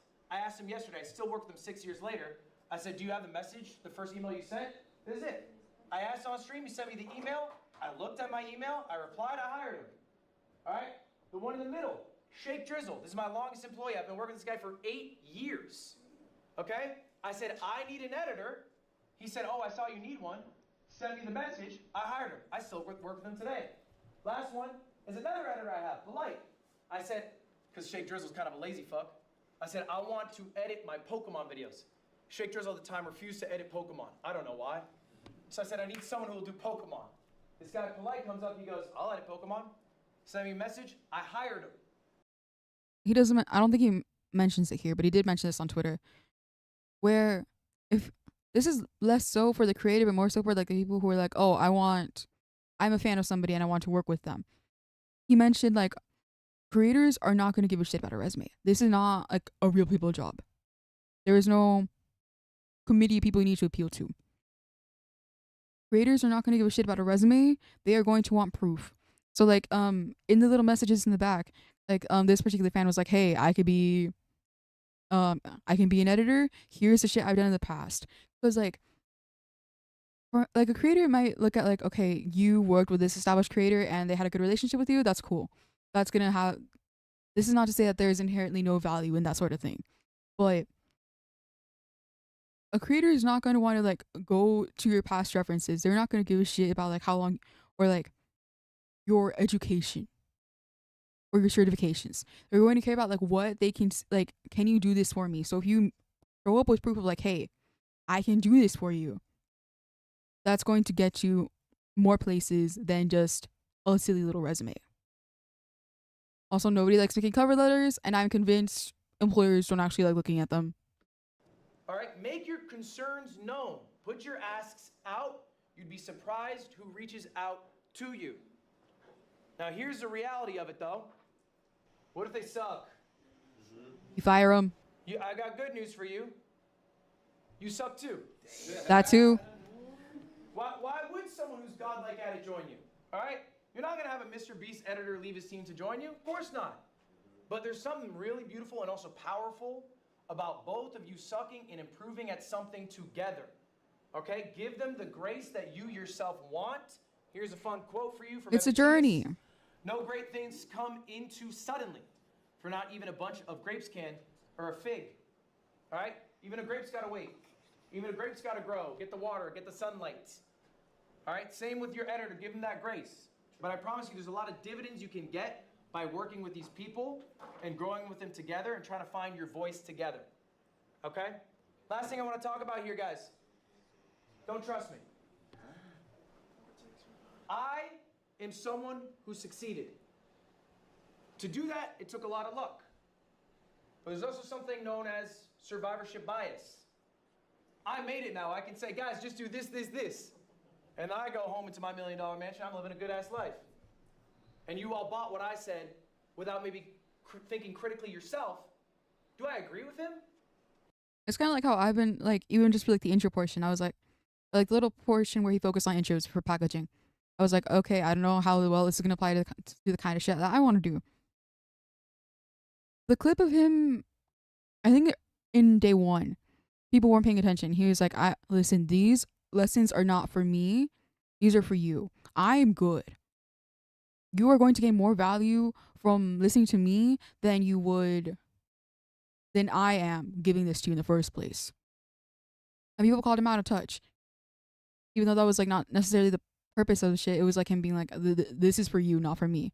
But even here, he's like, yeah, I am out of touch. I'm already at the top. So I'm unfamiliar with what the bottom is looking at. Or maybe not the bottom, but like lower down the ladder.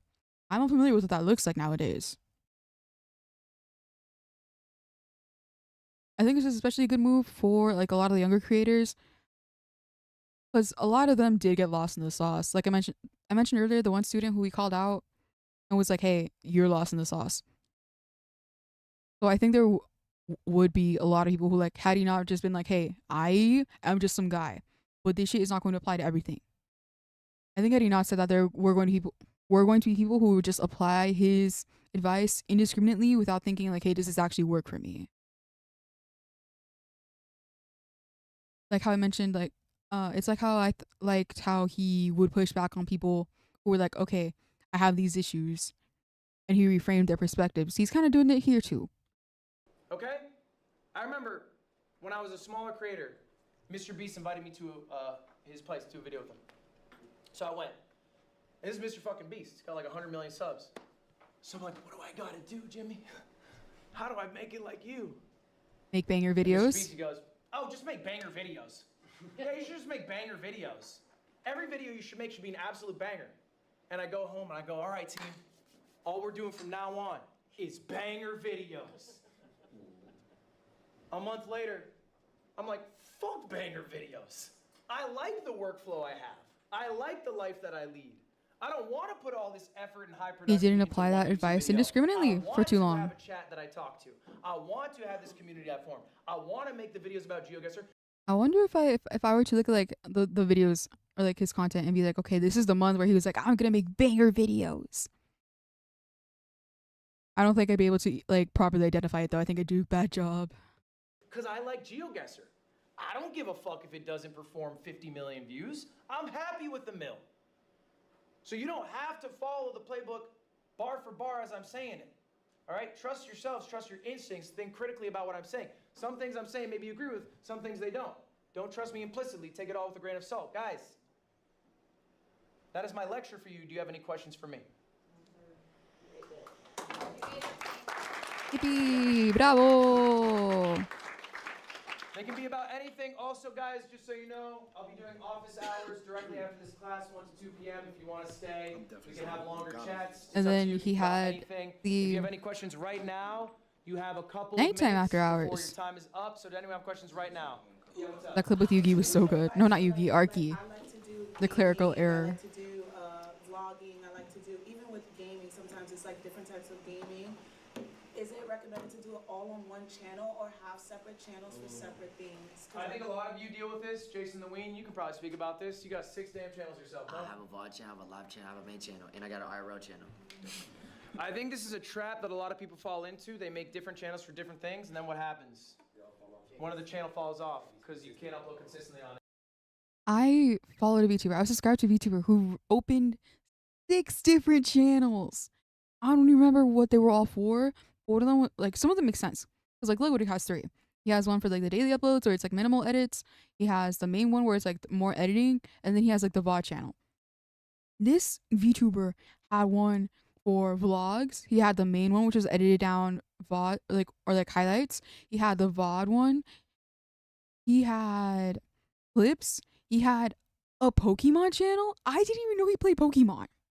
And there was another one, but I don't even remember, but I was just like so boggled at the fact that he had like 6 different ones. I was like, what? Huh?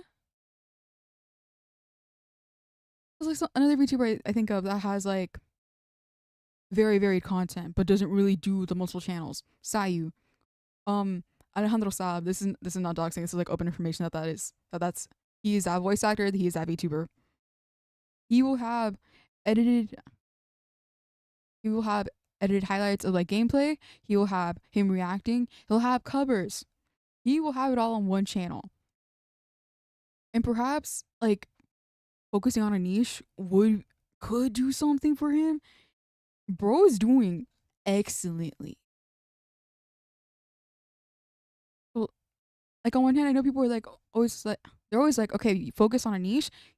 Niching down too much is just gonna hurt you in the long run, like crazy. I think it is ambitious to be making all these channels and expecting to be consistent on all of them. I think it's fine to do one channel. I would not do two unless there is a reason for it. I will give you an example. I have 3 channels that I upload consistently on. One is a VOD channel. Why do I have a separate channel? Because it is just the VODs uploaded. They're unedited products, okay? That is my reasoning for it. All right? Second channel I have is my main channel. It's my cut downs, my edits, these things that I put my intros into. Maybe I do some VO for. Third channel, it's the second channel I have called Ludwig. I don't do anything for this. This is basically like, I'm realizing I'm streaming 6 hours, and maybe I think this is the segment that I plan that's good, but some other shit happened that was kind of interesting, but I don't want my editors to work on it. I don't want to do intros for it.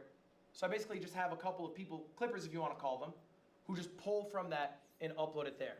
This one kind of bit him in the ass recently because he talked about his engagement with QD, which is very cool and awesome. Yippee for them! Grown adult, by the way. And he was like, I'm not gonna like make content about my engagement, about my marriage, about my wedding. But the clippers on the Ludwig channel were like, oh my gosh, wait, this is like big. We should clip it. Let's make a dedicated video. And people they saw that and they took that as, oh, bro got engaged, but it's not even worth a main channel video. And like obviously, like what I mentioned of like, oh, he was like, oh, I'm not making content about my engagement or my wedding or anything. That was information that was revealed to us after the fact. But maybe a little bit more talking with the second channel editors might do him some good. I'm pretty sure people are just gonna forget about that particular thing soon enough if they haven't already forgotten about it. But I was just like, maybe you talked to him a little, just a little. So what I do to separate my channels is the context in which the videos are made, not the content of what the videos are. Does that make sense? So I would think of it that way. If you're gonna make multiple channels, you need to be consistent on all of them. So it's a bigger ask. All right, y'all. Class dismissed. Thank you guys for being here. I appreciate it. Yippee! Right, last class. Take your seats, everybody. Just to reiterate it, I think one of the most valuable things you can leave here is the relationships that you made here, okay? And I want to, for a moment, talk about collabs. This particular homework assignment, get new students' contact info today, right now. I do not think I'm going to be able to do that. I worry about what that will do for my grade at Streamer University, but I think if I talk to the professor about it, he'll be chill. I want to talk about collaborating, what I view as the most important parts of a successful collaboration. Before we jump to it, I'm curious your guys' thoughts. What do you think, let's see some hands, the most important thing to get out of a collab is? What is the most important thing? Anyone have a guess? What do we got? Snow cone. To like build a stronger connection with each other. Build a stronger connection. Okay, that's interesting. What do you got? I would say like learning something that you haven't learned before. Learning something you haven't learned before. Okay. Who else got something? What do we got? I think meeting someone that you would want to continue to make content with. Okay, like strengthening relationships, similar to the first one. I think having like a different, like if you collab with somebody that's not under your umbrella, it's like different eyes on you. So like trying to get people from a different umbrella and sort of cross-pollinate audiences, okay? Exposure, because like a lot of content-oriented answers. That makes sense. Fuck all that. Most important thing, guys.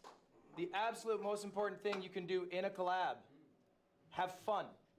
Okay? Yippee! That is literally the #1 most valuable I like how thing you can ever do in. He frames them the same way he did like the statistics. It's like, hey guys, have fun, build some hype. It's something that's just a little silly to me. A collab is have fun. Why? Because if everyone's having a good time, And it's easy. you'll want to do it again. That is literally the most important thing. Okay? It is ultimately a relationship. It's an interpersonal relationship. Is there a third tertiary thing going on? Okay, viewership success, yada, yada, yada. Sure. But if you're not having fun with somebody, even if the viewership's great, are you going to want to keep doing it? Okay? If your interaction with the streamer is, let's just say a hypothetical, you're at a university and they throw sauce on you and they have 150,000 viewers, and so your viewership goes up because everyone wants to see what happens after the sauce is on your body. Is that someone you want to hang out with again? Do you want more sauce on you? I would not want sauce. Probably not.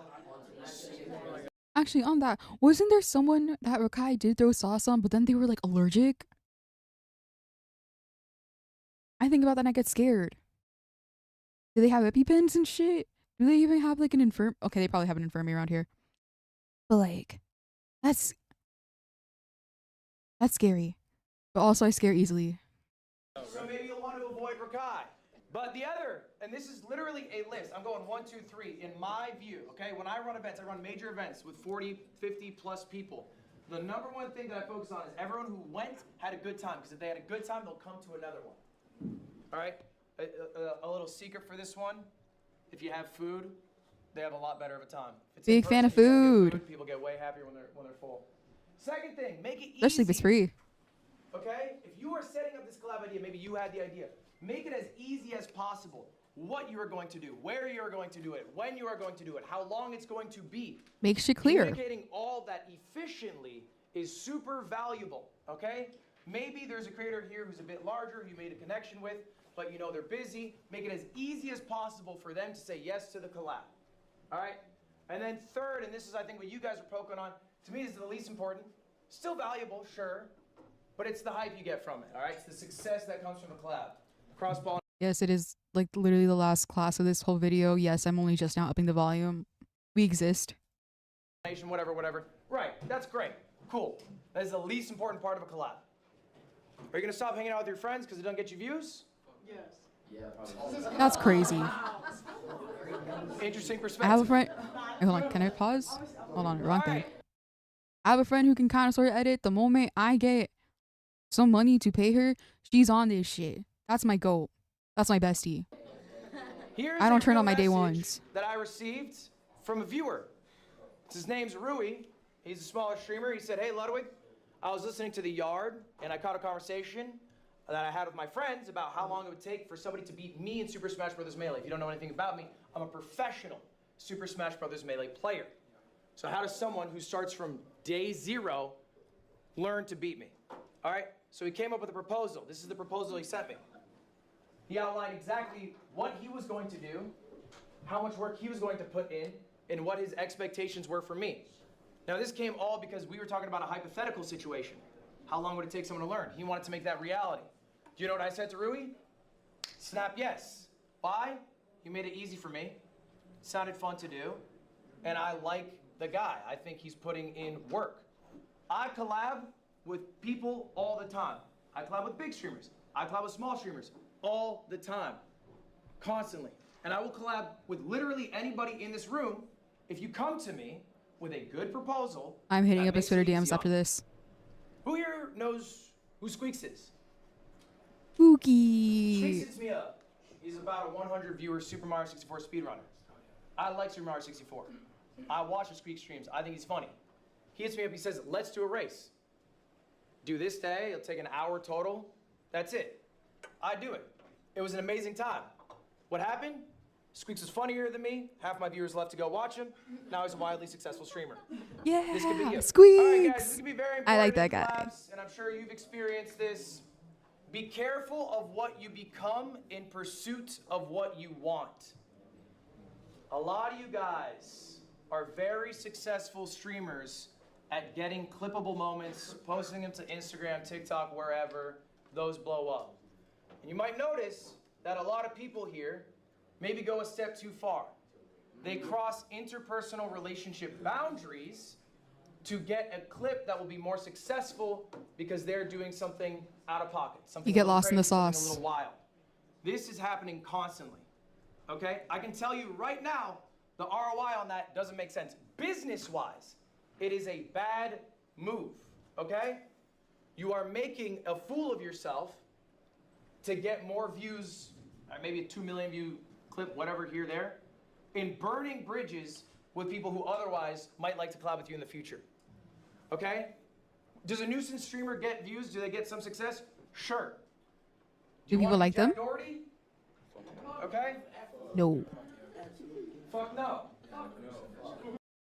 I mentioned the talk that he has with a student who was being a heckler, who was like very delusional, was doing a lot. He was being a nuisance streamer, and that Ludwig humbled in the previous class for having a weird video about playing Fortnite with trans people. But I think like this presentation helped him talk to him later. I'm pretty sure he's not gonna include the one-on-one there, but people just need to be told like, hey, you are doing a lot. You are lost in the sauce, and it is making you annoying and difficult to be around. Sometimes some people just need to have some sense knocked into them. Not literally, not physically, but they just need to be told, hey, chill out. Do not lose yourself in the pursuit of what you're trying to accomplish here. All right? This is a little fact that you guys are all going to have to deal with a lot earlier in your career, and it's going to be a bit of an awakening. Right now, more people know you than like you. In life, for the most part, more people like you than know you. All right? You meet people in your family, they like you. In school, you know, maybe they like you. Right now, an overwhelming amount of people know your faces and names, but don't like you because you've been on other people's streams or whatever. What's going to come from that is, and I'm sure some of you've experienced this, you might get hate farms. There might be clips in context, out of context, that blow up way larger than an audience you are familiar with. Okay? And if you guys know anything about the internet, they have zero grace for you. They're probably being pretty mean to some people in this room right now, and that doesn't feel very good. Another note on that, your streamer friendships are constantly being tainted because there is a third party in that relationship, the viewer. It's kind of like the idea of like, oh, the surveilled self will never be genuine because it is ultimately a performance because there is somebody else present. There is someone else perceiving you. Like how you conduct yourself on your own is different from how you conduct yourself when you know someone's watching. Like my personality off stream, kind of different from what I do on stream. So they just like that's like one thing like, oh, like one-to-one. Like, oh, like I am going to perform a certain way because I am engaging with somebody. But with this point in particular, it's like super amplified because not only is it like, oh, how I'm going to conduct myself based on how this person's going to perceive me, it is also now like, oh, I'm going to conduct myself based on how this person I'm talking to in person and hundreds of thousands of people viewing are going to perceive this. Because not only is it like, okay, you're being surveilled, you're being perceived, there's also parasocial motherfuckers out there. So you have to worry about that as well. Which is crazy and scary to think about, personally. And then the final one, and you guys are going to all have to deal with this, is you cannot control your reputation. You literally cannot control it. It is out of your hands. It is an act of ego to try to control it. But ultimately, the good thing is your reputation does not matter.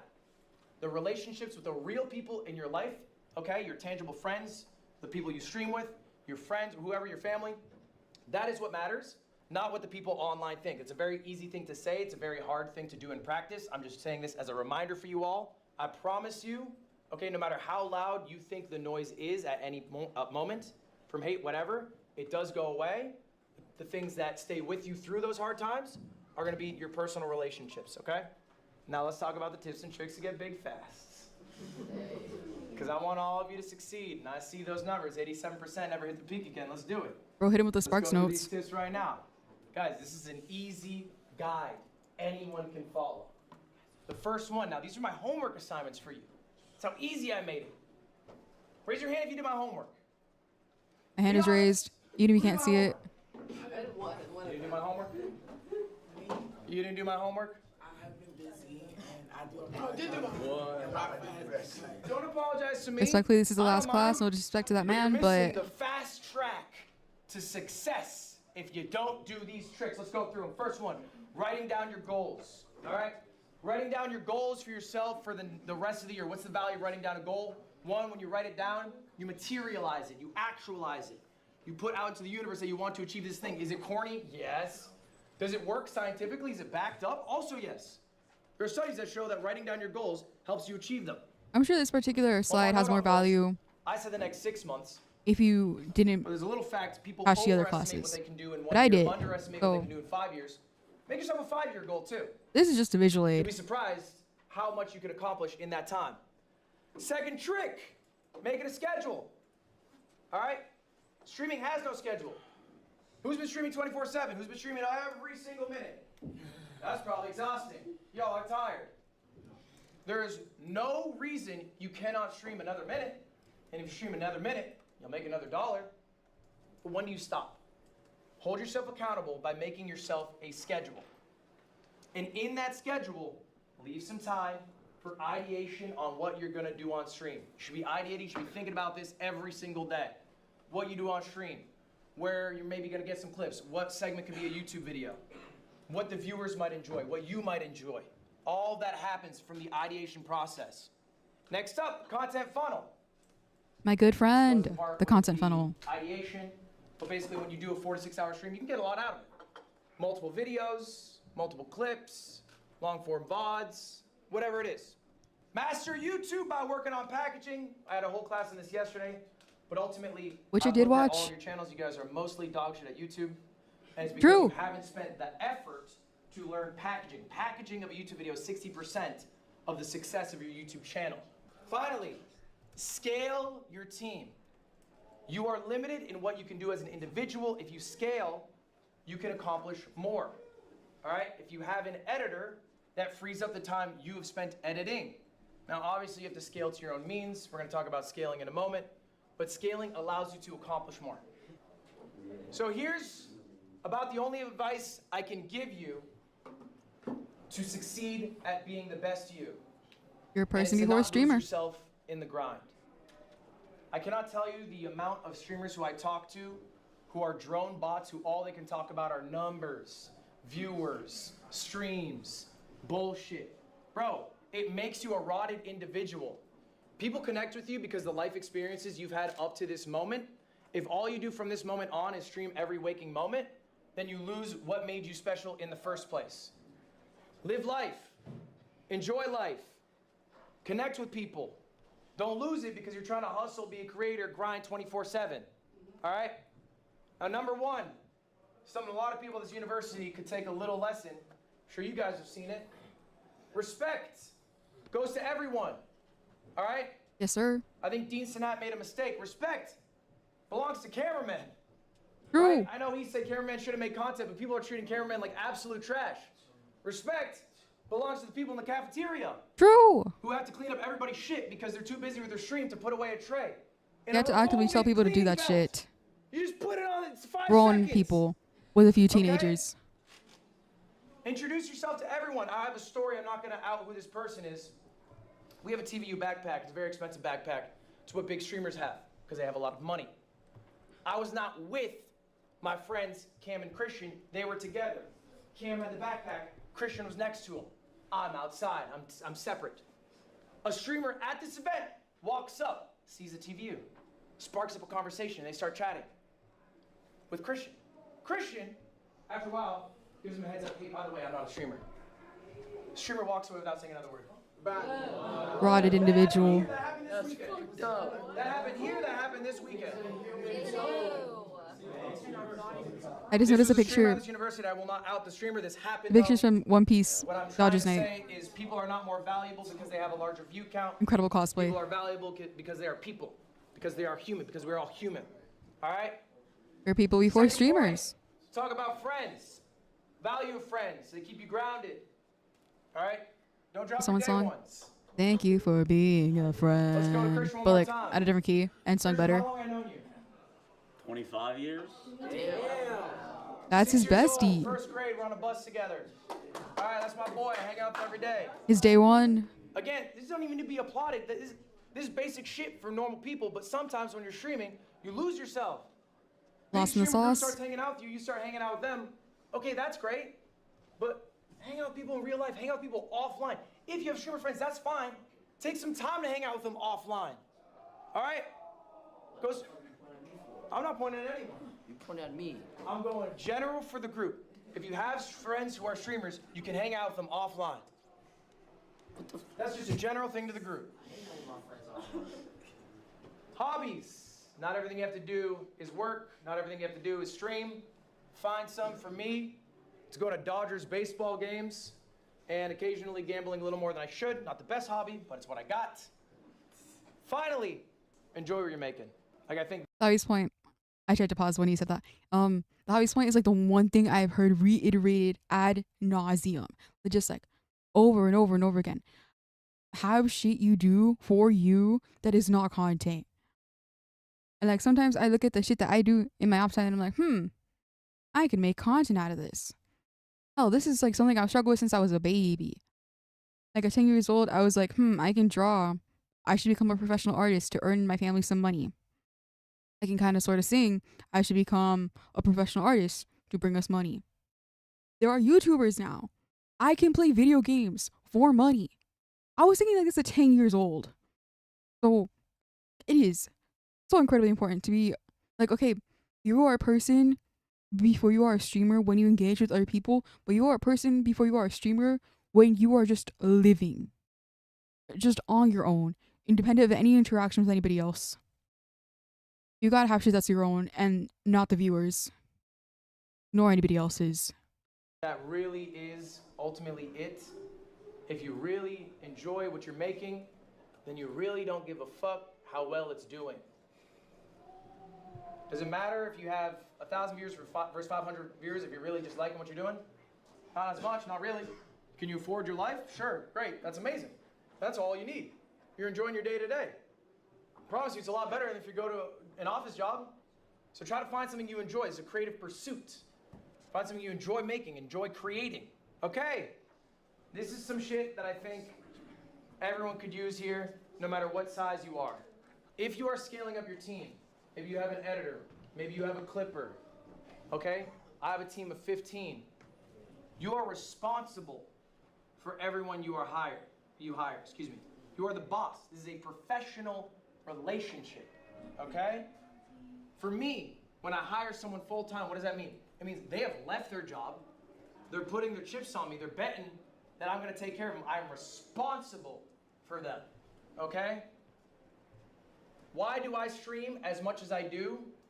I like it, but it's because I have 15 people I am responsible for, and if I fuck off for a month, payroll might be a little rough that month, and that doesn't fly, okay? You gotta treat your editors, clippers, cameramen, whoever, like employees. What do I mean by that? Meet with them weekly, set a schedule, communicate, give feedback. Don't just go to your editor, go edit this. Watch what you edited after, watch what they edited after, give them some feedback on it. It goes a long way, okay? Help them improve at their craft while you're improving at your craft. I've uploaded probably 2,000 YouTube videos. I watch every single one. I meet with my editors every single week. When do we meet, Cam? Wednesday. Wednesday, 12:15. I meet with my entire team every single week. We talk about what's gonna happen that week, what I'm expecting to create, how I want their edits to go, which videos are going on which channel, all right? You are a boss, you have to be in charge of that stuff. Second point, if you eat, they eat. I don't expect you to be paying editors crazy amounts when you're a small creator. It's not feasible, okay? And new editors also don't expect to be making that much.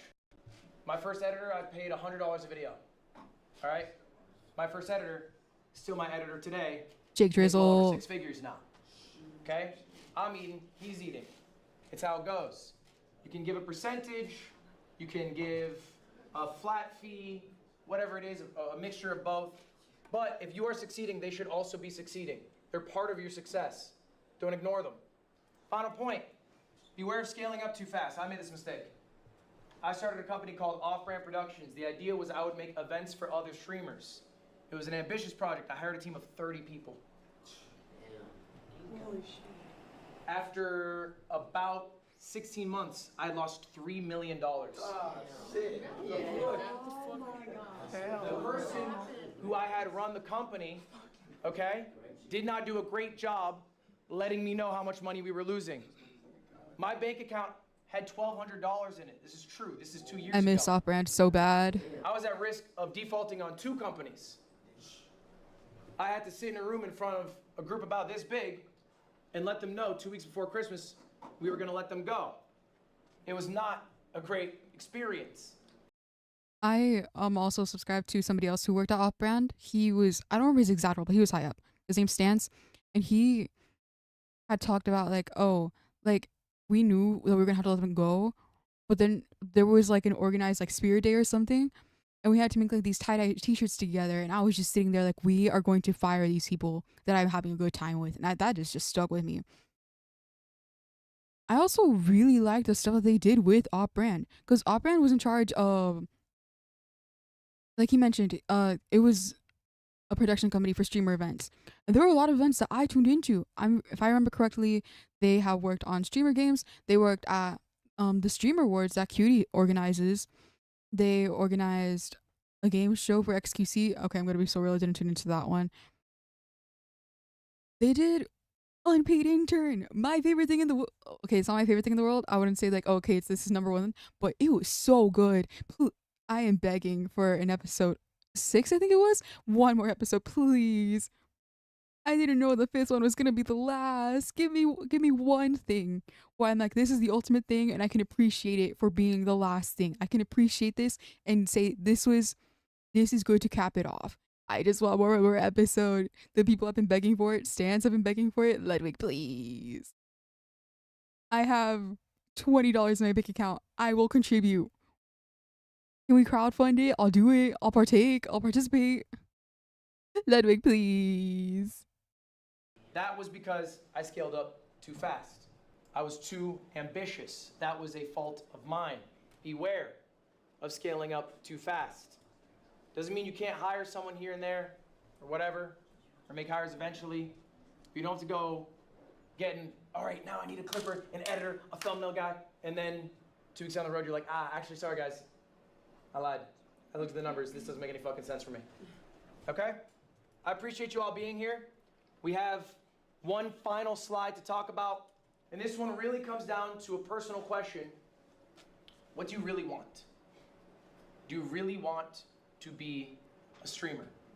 And that doesn't mean that you need to, quit right away or start streaming 365 days, but really understand why you want to be a streamer.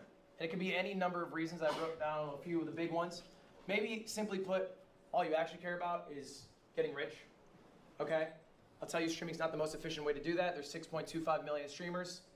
The 10,000th biggest streamer, 10,000th out of 6.25 million, makes respectfully, about that's still, a year.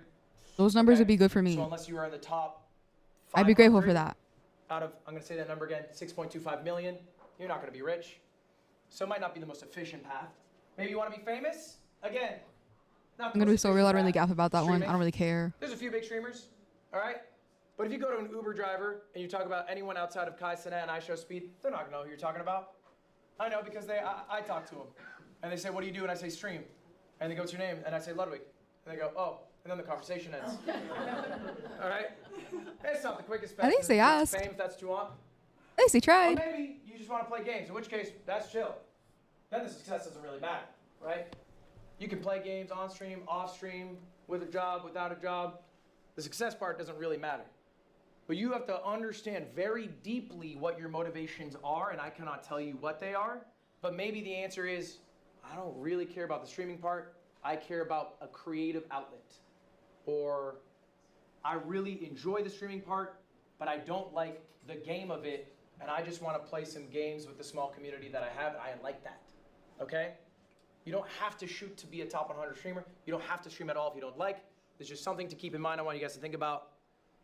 The only thing I got for you guys, thanks for your time, y'all. Appreciate it. Yippee! Bravo, Professor L. Did he cut out the part where he went over like the streamers that he likes and he's like, these people do not adhere to any of the shit that I told you about and they're still doing great. They are fulfilled. They are successful. Because I remember he was like, Vanilla Mace doesn't really give a shit about any of that. She just uploads that shit mostly unedited. She's doing incredible because she's just a phenomenal vibe. What's critical? Very basic packaging. People tune in because they like him. Because they like how he conveys shit, how he communicates shit. I don't remember who the third example was, but I think Super TF was up there because I did watch a clip that and he was like, why am I in it? But like, none of that is required. So we can field some questions. You guys also are free to leave at this point. I do not mind if you walk out. I will be here until about 1:30. Does anyone have some questions right now? We'll take them group form. How can I come back from being hate farmed? How can you come back from being hate farmed? That's a good ass question. That's a good ass question. I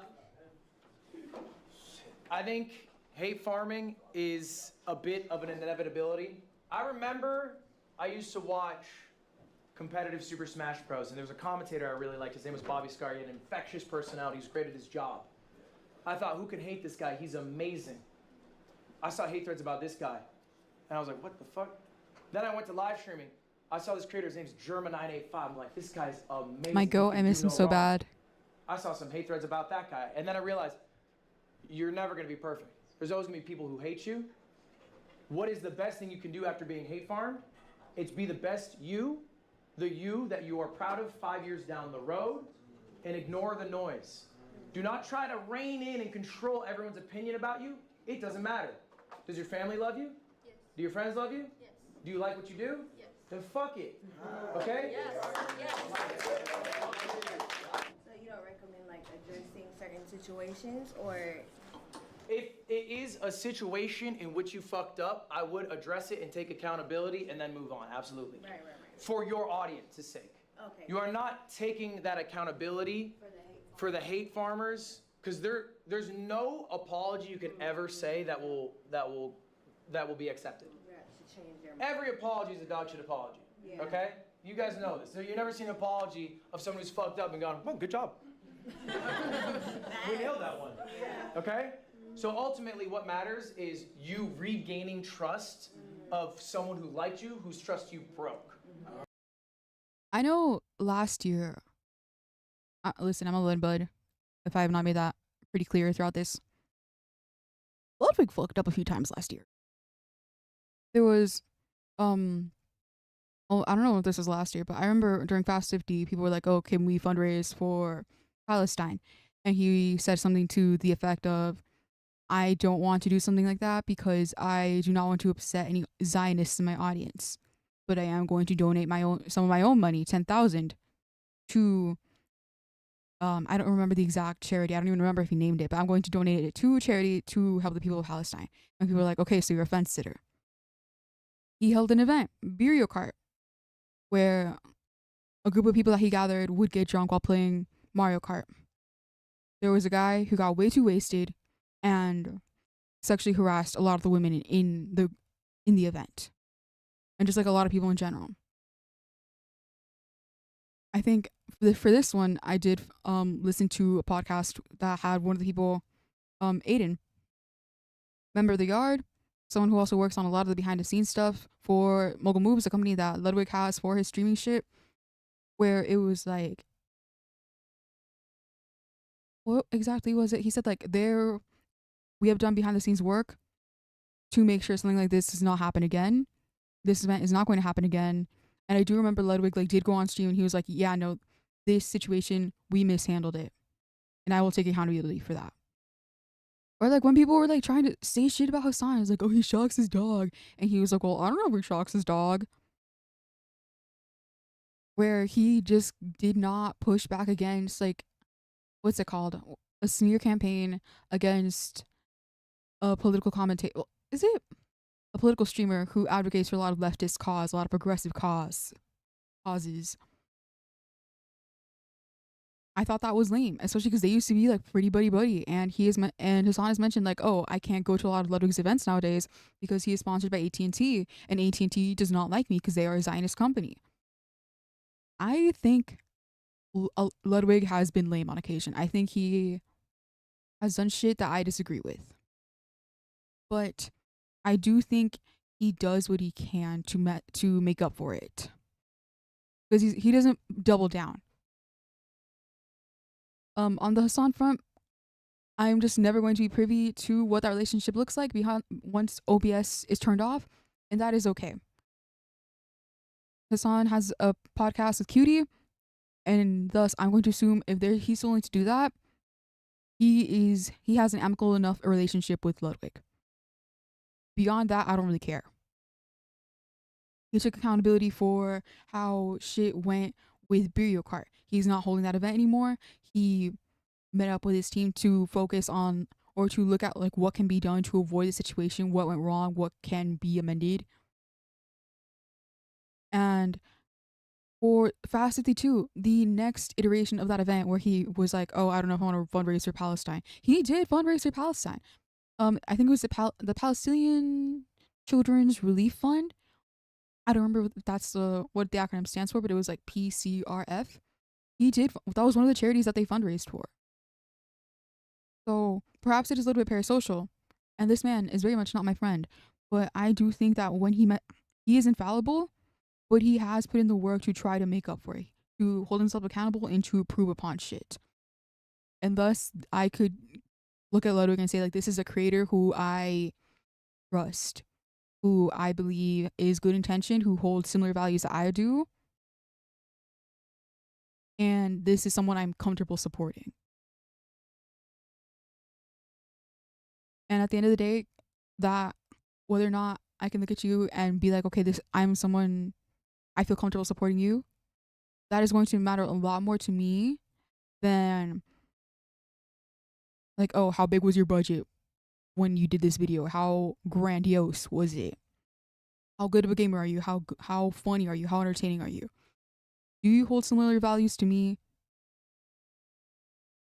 And do I feel comfortable calling myself a fan? Okay, and that is your community. Okay, maybe that's your friends, maybe it's whoever it is. That's what matters. So that's who you're directing your message towards. You're not directing it towards responding to points of haters. That doesn't matter. They do not matter. But it does matter to be accountable for your actions. I appreciate that question. It's a good question. What's your take on cancel culture and your peers being That shit ain't real. I'm so serious. What is your take on cancel culture and your peers being canceled? It's a good question. It's a very nuanced question. I think, one, cancel culture doesn't exist in the traditional sense. As long as someone's willing to continue to make content, they're not truly canceled, right? Jack Doherty's still out there making shit, and I think a lot of people would wish he wasn't, but like, he just does it regardless. No one can stop him. What was it? Like Jared, you can even look at this in like other fields. What was it? Like Jared Leto he's a very odd man. I don't remember like the exact details off the top of my head, so I don't want to say like, oh, he did this, he did that. That's the only reason why. But he is still booking roles like crazy. Brad Pitt is still looked fondly upon despite the fact that every single one of his children have disassociated with him and have even switched their last names to like no longer like on paper be related to him. There are singers. David, he has his case right now where he, quote unquote, allegedly, this is for legal protection, murdered a child that he was seeing.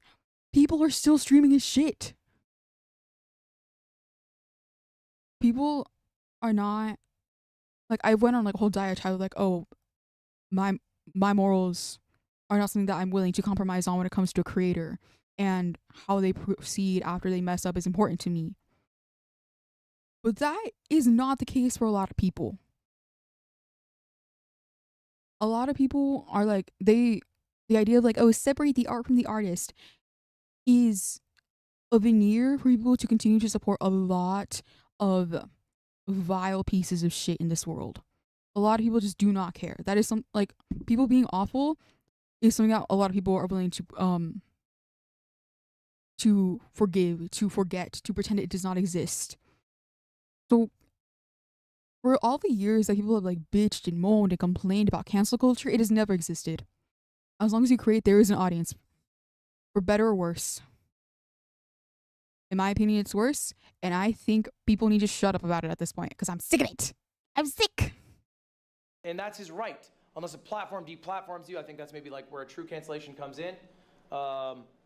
As far as your peers, I think that is your responsibility to prioritize interpersonal relationships. And if you've done a good job doing that, then that shouldn't matter. Does that make sense? But ultimately, I do view friendships that I have with creators, okay, differently than friendships I have with people in the real world. Because there is this third-party thing. You know what I the think about it a lot? I viewer. have a fuck ton of viewers. People like collab with me. If I wake up tomorrow with 100 viewers, The are they gonna surveilled wanna collab with self me as is much? never genuine. Probably not. Such is a surveilled realistically, relationship. That is part of the game. So how legitimate is that friendship? Is it based off of who they view me as a person? Or is it based off of the success that I can bring? It's a mixture. And that, for me, is something I'm not willing to stomach. So I do not view them in the same sense that I view friends who love me regardless of my success, my wealth, my status, whatever. But ultimately, this sounds like an issue of interpersonal relationships, and you have to deal with those mostly offline. Any other questions? Want to do a Maybach Monday? Clear collab. Clear collab request. I will. I'll drive to you. Okay. When? The weekend that we get back. The weekend. So this coming weekend? Friday. And you'll come to me? I'll come to you. What time? Not to be parasocial and a fan, but they did reschedule this for the following Monday. Not this next Monday, the next one. Because Ludwig was like, yeah, I'll do it. And then bro was like, oh, we have streamer games. He did not. Bro forgot about his schedule. PM? How long is it? Probably around like 2 hours. Maybe an hour. 2 hours. All right. Morning, evening, what time? Probably like around 3 p.m. Yeah, I can do that. I thought it was next Tuesday. Tuesday after this one. Yippee! Now for realsies. Good job, Professor L. Hey, man. All right, y'all. Class is finished. And that was how to get ahead of 99% of streamers. Professor L's supercut of his classes. Okay, thank God. I watched this video like logged in. I was like, okay, is this gonna be cringe or is it gonna be normal? We're good. Thank God. But yeah, that was it. That was very informative. I did watch this live because again, unemployed, no real world responsibilities. Not for lack of trying. I've been applying like crazy everywhere. But it was still a good experience to like rewatch it. Not only that, but to discuss it with my viewers. Wait, hold on. Do I still have the just chatting screen? I thought I still have it. Okay, yeah, chat. I don't have that shit turned on. It's just me. Why are there two of me? Hold on, pause. Okay, that's one. Okay, there we go. I just didn't want the YouTube on the screen anymore. I forgot I still had this stream because I low-key never do just chatting, but alas. I think it was very fun to go over a lot of what applies to me from the lessons, like coming up with my own goals, my own schedule, taking information about like packaging, the content funnel, my good dear beloved friend. Low-key, wait, hold on. Let me lower the volume of the music. That's a little bit better. Just in my ear, at least. And yeah, I did take notes like crazy. I dedicated like 1 page per like little lesson that he did. Perhaps I post those. As long as everybody's niceys about my handwriting, because people used to call it nice. It is not. When you don't write as much in your day-to-day, that shit kind of deteriorates. It's not abhorrent, but if someone was like, your handwriting doesn't look that good, I would not disagree. I would not push back against that, you know? Let's see. I like how earlier I was like, oh, sometimes I can't stream as consistently. I can't make content as consistently because of this and that. And these are legitimate reasons, but that I can't really do anything about. But I'm gonna watch this to learn how to be better with the time I do have. And then I can't stream on Monday. In my defense, though, it's a good reason. My mom is having surgery. I'm looking out to her. I don't know when I'll be able to stream because, listen, surgery recovery is not an instantaneous process, you know? But I will try to keep you updated. We have the Blue Sky, where yes, I did complain about it being liberal, millennial central, but it was my sole platform for a little bit, so she's there. She's there. She exists. We also have the Twitter, the new one. It's linked in the description of this YouTube live stream, and if I remember correctly, also linked on my Twitch page. Awesome. And yeah, next stream I will keep you in the loop as best as I can, and it will probably be gaming. I mentioned earlier, I think React content is bottom of the barrel bullshit, and I still adhere to that. I was a little bit more comfortable reacting to this because, like, okay, established creator, I'm not like taking views away from someone who is smaller, as a lot of larger creators do whenever they react to shit at this point. And also, it's like it's relevant to me. It's like when I give like a pass to, like, oh, lawyers play. Wait, no, that's gameplay. That's different. Like, a doctor reacts to Grey's Anatomy. A lawyer reacts to Law and Order SVU. It's still React content, but I give it more leeway because it's like relevant. Because it's like, it's not just like any random person like saying shit and being like, okay, cool, that was a fun episode. That make sure to like and subscribe. I did not offer much to make this transformative content. But if it's like relevant to people, I'm more lenient. Also, I realize I don't have my caption shit on here. Crazy. Oh, it's because it's lower. Like this me is. Wait, pause. There we go. I was like, where the hell is all this? But that is it for me today. Thank you so much to anybody who tuned in. Thank you so much to anybody who tunes into the VOD. Make sure you like, comment, and subscribe for more. And I will see you in the next one.